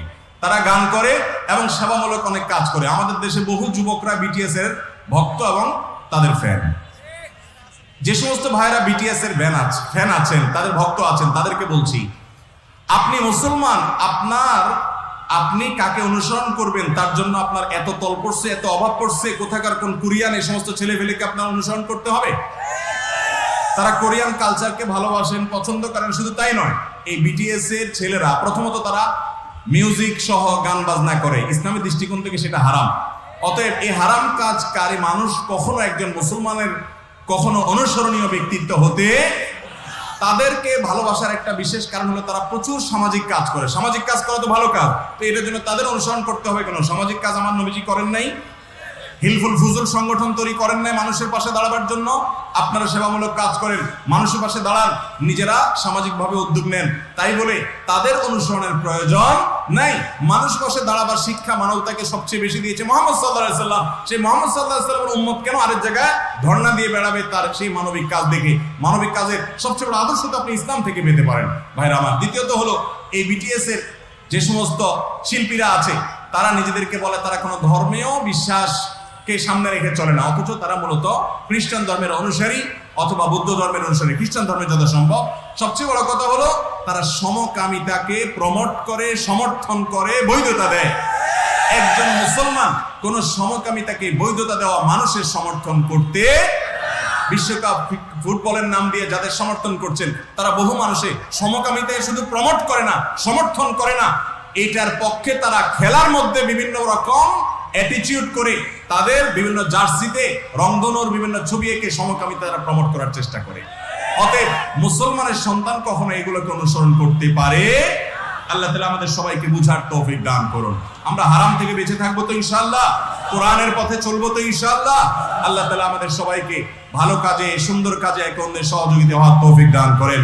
আজকের এই মাহফিলকে চমৎকার ভাবে আয়োজনের জন্য যারা অক্লান্ত পরিশ্রম করেছেন, অর্থ দিয়েছেন, পরিশ্রম করেছেন, আপনাদের এখানে যে চাইনিজের রুবেল ভাই, চাইনিজের মালিক, এবং আমাদের মামুন ভাই ট্রাভেলসের মালিক, উনি সহ আর অনেক ভাই, চেয়ারম্যান সাহেব রাত 12টায় দেখেছি কাজ করেছেন, এবং অনেক ভাই কাজ করেছেন। আল্লাহ রাব্বুল আলামিন তাদের সবাইকে উত্তম বিনিময় দান করুন। যারা টাকা পয়সা দিয়ে সহযোগিতা করেছেন তাদেরকে আল্লাহ তাআলা উত্তম বিনিময় দান করুন। জাযাকুমুল্লাহু খাইর। আপনারা কি চান এই মাহফিলটা প্রতি বছর হোক? প্রশ্ন উত্তরের একটা গুরুত্বপূর্ণ দিক হলো যে প্রশ্ন উত্তরের মাধ্যমে বিভিন্ন বিষয়ের উপরে শ্রোতাদের ধারণা হয়, ইলম হয়, জানা হয়, এবং আলোচক বা ওয়াইজ সাধারণত তার মতো করে একটা বিষয়ের উপরে কথা বলেন, কিন্তু প্রশ্নোত্তর সেশনে বিভিন্ন বিষয়ের উপরে আপনাদের জিজ্ঞাসাগুলোর সমাধান পাওয়ার সুযোগ তৈরি হয়। সেজন্য আমরা এটাকে বিশেষভাবে গুরুত্ব দিই। আমি এই জন্য আলোচনা করব না, বরং প্রশ্নোত্তরে চলে যাব। আমি শুধুমাত্র শুরুতেই ঠাকুরগাঁ জেলার জেলা প্রশাসক মহোদয় এবং প্রশাসনের কর্মকর্তাবৃন্দ যারা এই প্রোগ্রামকে চমৎকারভাবে আয়োজন করতে অনুমোদন সহ সার্বিক সহায়তা করেছেন, তাদের প্রতি অন্তরস্থল থেকে অভিনন্দন জানাচ্ছি, শুকরিয়া এবং কৃতজ্ঞতা জানাচ্ছি। আল্লাহ তাআলা আমাদেরকে সুন্দর এবং ভালো কাজে একে অন্যের সহযোগী হওয়ার এবং এই কাজগুলোকে আরো চমৎকারভাবে আয়োজন করার তৌফিক দান করুন। আল্লাহ রাব্বুল আলামিন কোরআনে হাকিমে বলেছেন, ওমান আহসানু কাওলাম মিম্মান দাআ ইলাল্লাহ ওয়া আমিলা সালিহা। তার চাইতে সুন্দর কথা আর কার কথা হতে পারে যে আল্লাহর পথে মানুষকে আহ্বান করে এবং নিজে ভালো কাজ করে। ওয়া ক্বালা ইন্নানী মিনাল মুসলিমিন, এবং সে বলে নিজের পরিচয় হিসেবে যে আমি একজন মুসলিমদের একজন সদস্য। এই বলার মধ্যে যেমন তিনি মুসলিম হিসেবে যথেষ্ট সমৃদ্ধ এবং তিনি প্রাউড ফিল করছেন, সেটির প্রকাশ ঘটে। আবার এখানে বিনয় আছে যে আমি একজন মুসলিম, সাধারণ মুসলিম মাত্র। তো এই দাওয়াতের কাজ, ইসলাম প্রচারের কাজ আমাদের সকলের কর্তব্য। আল্লাহ তাআলা যাকে যতটুকু ইলম দিয়েছেন তিনি ততটুকুর প্রচার প্রসার অন্যের কাছে করতে হবে। আপনারা দেখেছেন আসরের সালাতের আগে একজন প্রকৌশলী, দেশের অত্যন্ত গুরুত্বপূর্ণ অনেকগুলো প্রতিষ্ঠানের অনেকগুলো গুরুত্বপূর্ণ পদে দীর্ঘদিন কাজ করা অভিজ্ঞ এবং সিনিয়র একজন প্রকৌশলী, তিনি চমৎকারভাবে কোরআন এবং হাদিসের আলোকে কথা বললেন। ঠিক একইভাবে আমরা যারা সাধারণ শিক্ষিত মানুষ, আমরা অনেকে মনে করি ওয়াজ নসিহত করা এটা শুধু হুজুরদের কাজ শুধুমাত্র। এটা ভুল ধারণা। বরং প্রত্যেক মুসলিমকেই দিন প্রচারের কাজ, সুস্থ এবং সুন্দরের পথে আহ্বান করার কাজ আঞ্জাম দিতে হবে। যিনি যতটুকু জানেন তিনি ততটুকুর প্রচার করবেন, এবং এটি আমাদের সকলের দায়িত্ব। আপনার প্রচারের মাধ্যমে ভালো কোনো কথা যদি অন্য কারোর কাছে আপনি শেয়ার করেন, অন্য কাউকে জানিয়ে দেন, এর মাধ্যমে যদি একজন মানুষও হেদায়েত পায়, সঠিক পথ পায়, আমল করে, আল্লাহ রাব্বুল আলামিনের কাছে ওই ব্যক্তি আমল করে যে সওয়াব পেয়েছে, আপনি যেহেতু তাকে এই পথে এনেছেন, সহযোগিতা করেছেন, পথ দেখিয়েছেন, সেজন্য আপনাকে আল্লাহ তাআলা তার সওয়াব তিনি তো পাচ্ছেনই, বোনাস হিসাবে আপনাকেও অনুরূপ সওয়াব দান করবেন। অতএব আমরা সৎ কাজের আদেশ এবং অসৎ কাজের বাধা প্রদান করার জন্য বিশেষভাবে গুরুত্ব দিব ইনশাআল্লাহ। আমরা আজকাল ভোগবাদী বস্তুবাদী দুনিয়াতে সবাই নিজেকে নিয়ে ব্যস্ত থাকি, ধর্মীয় কাজেও আমরা এই স্বার্থপরতার পরিচয় দেই। আমরা এই সেলফিশ টাইপ আচরণ অনেকে করি। আমার আশেপাশে অনেকে নামাজ পড়ে না, আমি জীবনে তাকে একবারও বলছি না। আমার আশেপাশে অনেকে অনেক অন্যায় কাজ করছে, আমি একবারও তাকে নিষেধ করছি না, বাধা দিচ্ছি না। এটা ইমানদার হিসাবে আমার দায়িত্বে অবহেলা। সৎ কাজের আদেশ এবং অসৎ কাজের বাধা প্রদান প্রত্যেক নারী পুরুষকে করতে হবে। আল্লাহ তাআলা বলেছেন, আল মুমিনুনা ওয়াল মুমিনাত বা'দুহুম আউলিয়াউ বা'দ। ইমানদার পুরুষ, ইমানদার নারী একে অন্যের পরিপূরক। ইয়া'মুরুনা বিল মা'রুফ, তারা পরস্পরকে একে অন্যকে সৎ কাজের আদেশ দিবে এবং অসৎ কাজ থেকে বাধা প্রদান করবে। ইয়া'মুরুনা বিল মা'রুফ ওয়া ইয়ানহাউনা আনিল মুনকার, ভালো খারাপ কাজ থেকে বাধা প্রদান করবে।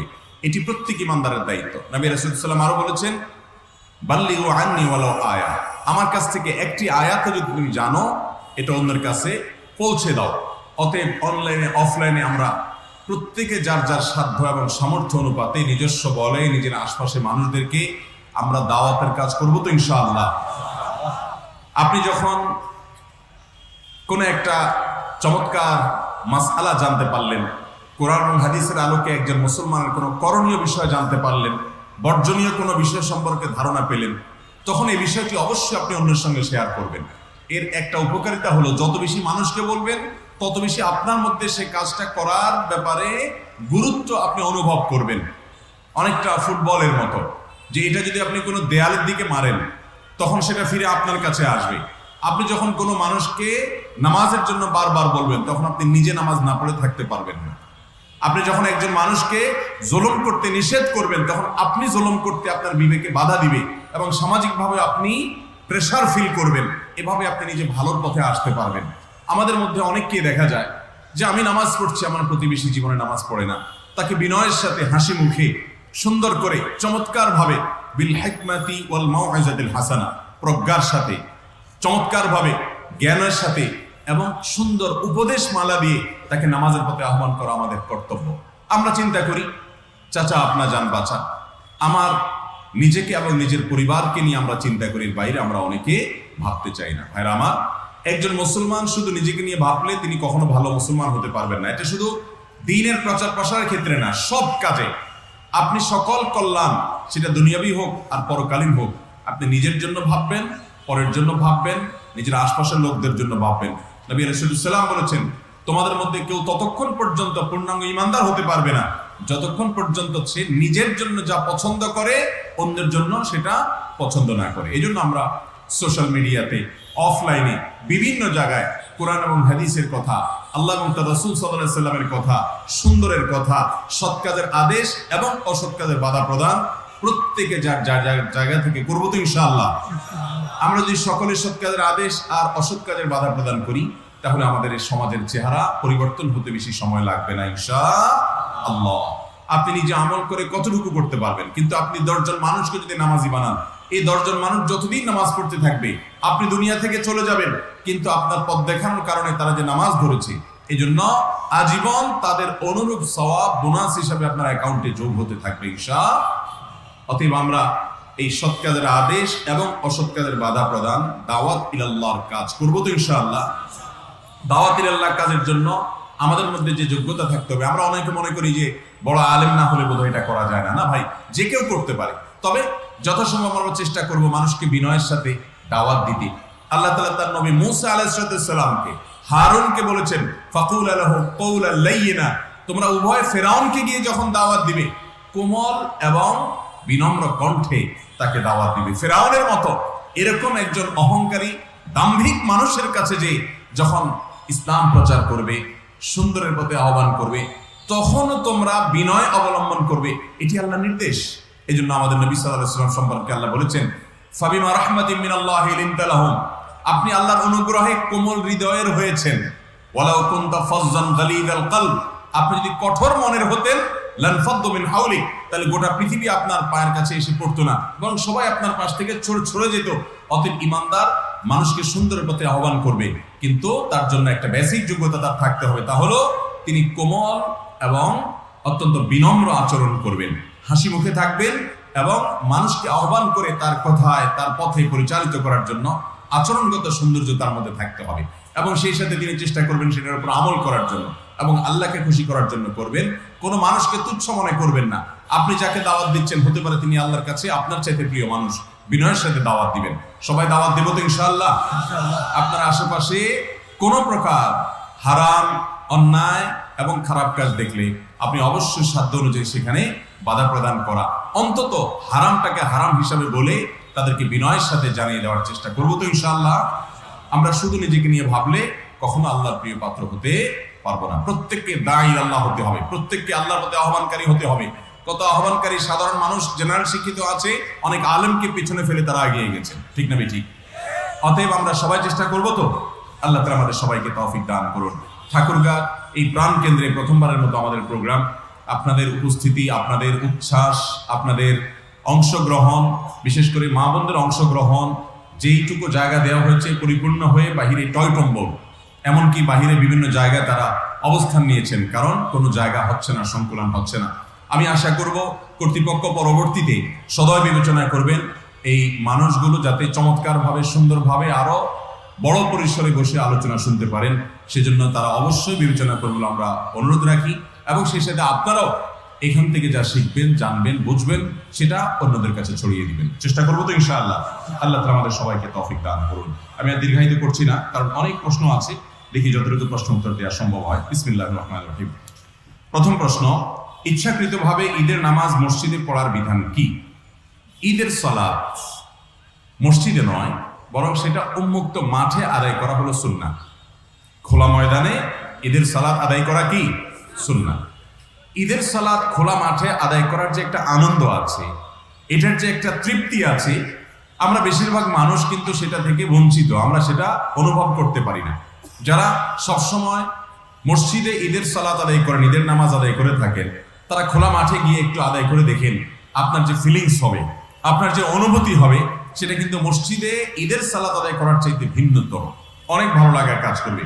নবী করিম সাল্লাল্লাহু আলাইহি সাল্লাম ঈদগাহে অর্থাৎ খোলা ময়দানে গিয়ে ঈদের সালাত আয়োজন করতেন। অতএব সেই চেষ্টাই মসজিদ কর্তৃপক্ষের করা উচিত। অন্তত মসজিদের বাইরে যদি উন্মুক্ত জায়গা থাকে, মসজিদের জায়গা থাকে, সেখানে হলেও ঈদের সালাতের আয়োজন করা উচিত। তবে ঢাকা শহরে বা চট্টগ্রাম শহরে, এরকম বড় বড় শহরগুলোতে দেখা যায় এত মাঠ থাকে না, যেত পরিমাণ মানুষ সেই শহরে বসবাস করে।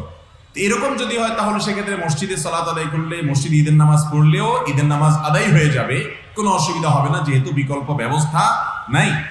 অনেক এলাকায় দেখা যায় রাস্তাঘাট, ব্যস্ততম সড়ক, যেগুলো বন্ধ করলে মানুষের প্রচন্ড রকমের ভোগান্তি হতে পারে, সেগুলো বন্ধ করে ঈদের নামাজ আয়োজন করে। এটা অনুচিত কাজ। এটার চাইতে বরং মসজিদে আদায় করাটাই বেটার। হ্যাঁ, যদি এমন হয় একটা রাস্তার, বিশাল বড় রাস্তার এক প্রান্ত যদি আটকে দেওয়া হয় ঈদের দিন, রাস্তাঘাটে পথচারীদের যাতায়াত খুব কম থাকে, কোনো অসুবিধা হবে না, আরেকটা রাস্তা খোলা আছে, সেটা দিয়ে মানুষ যেতে পারবে, তাহলে সেক্ষেত্রে এটি হতে পারে। কিন্তু যথাসম্ভব রাস্তাঘাট বন্ধ করে নামাজ পড়া অনুচিত। নবী করিম সাল্লাল্লাহু আলাইহি ওয়াসাল্লাম বলেছেন, ইয়াকুমুল জুলুস আলা তারিক, তোমরা কখনো রাস্তায় বসবে না। ভাইরা,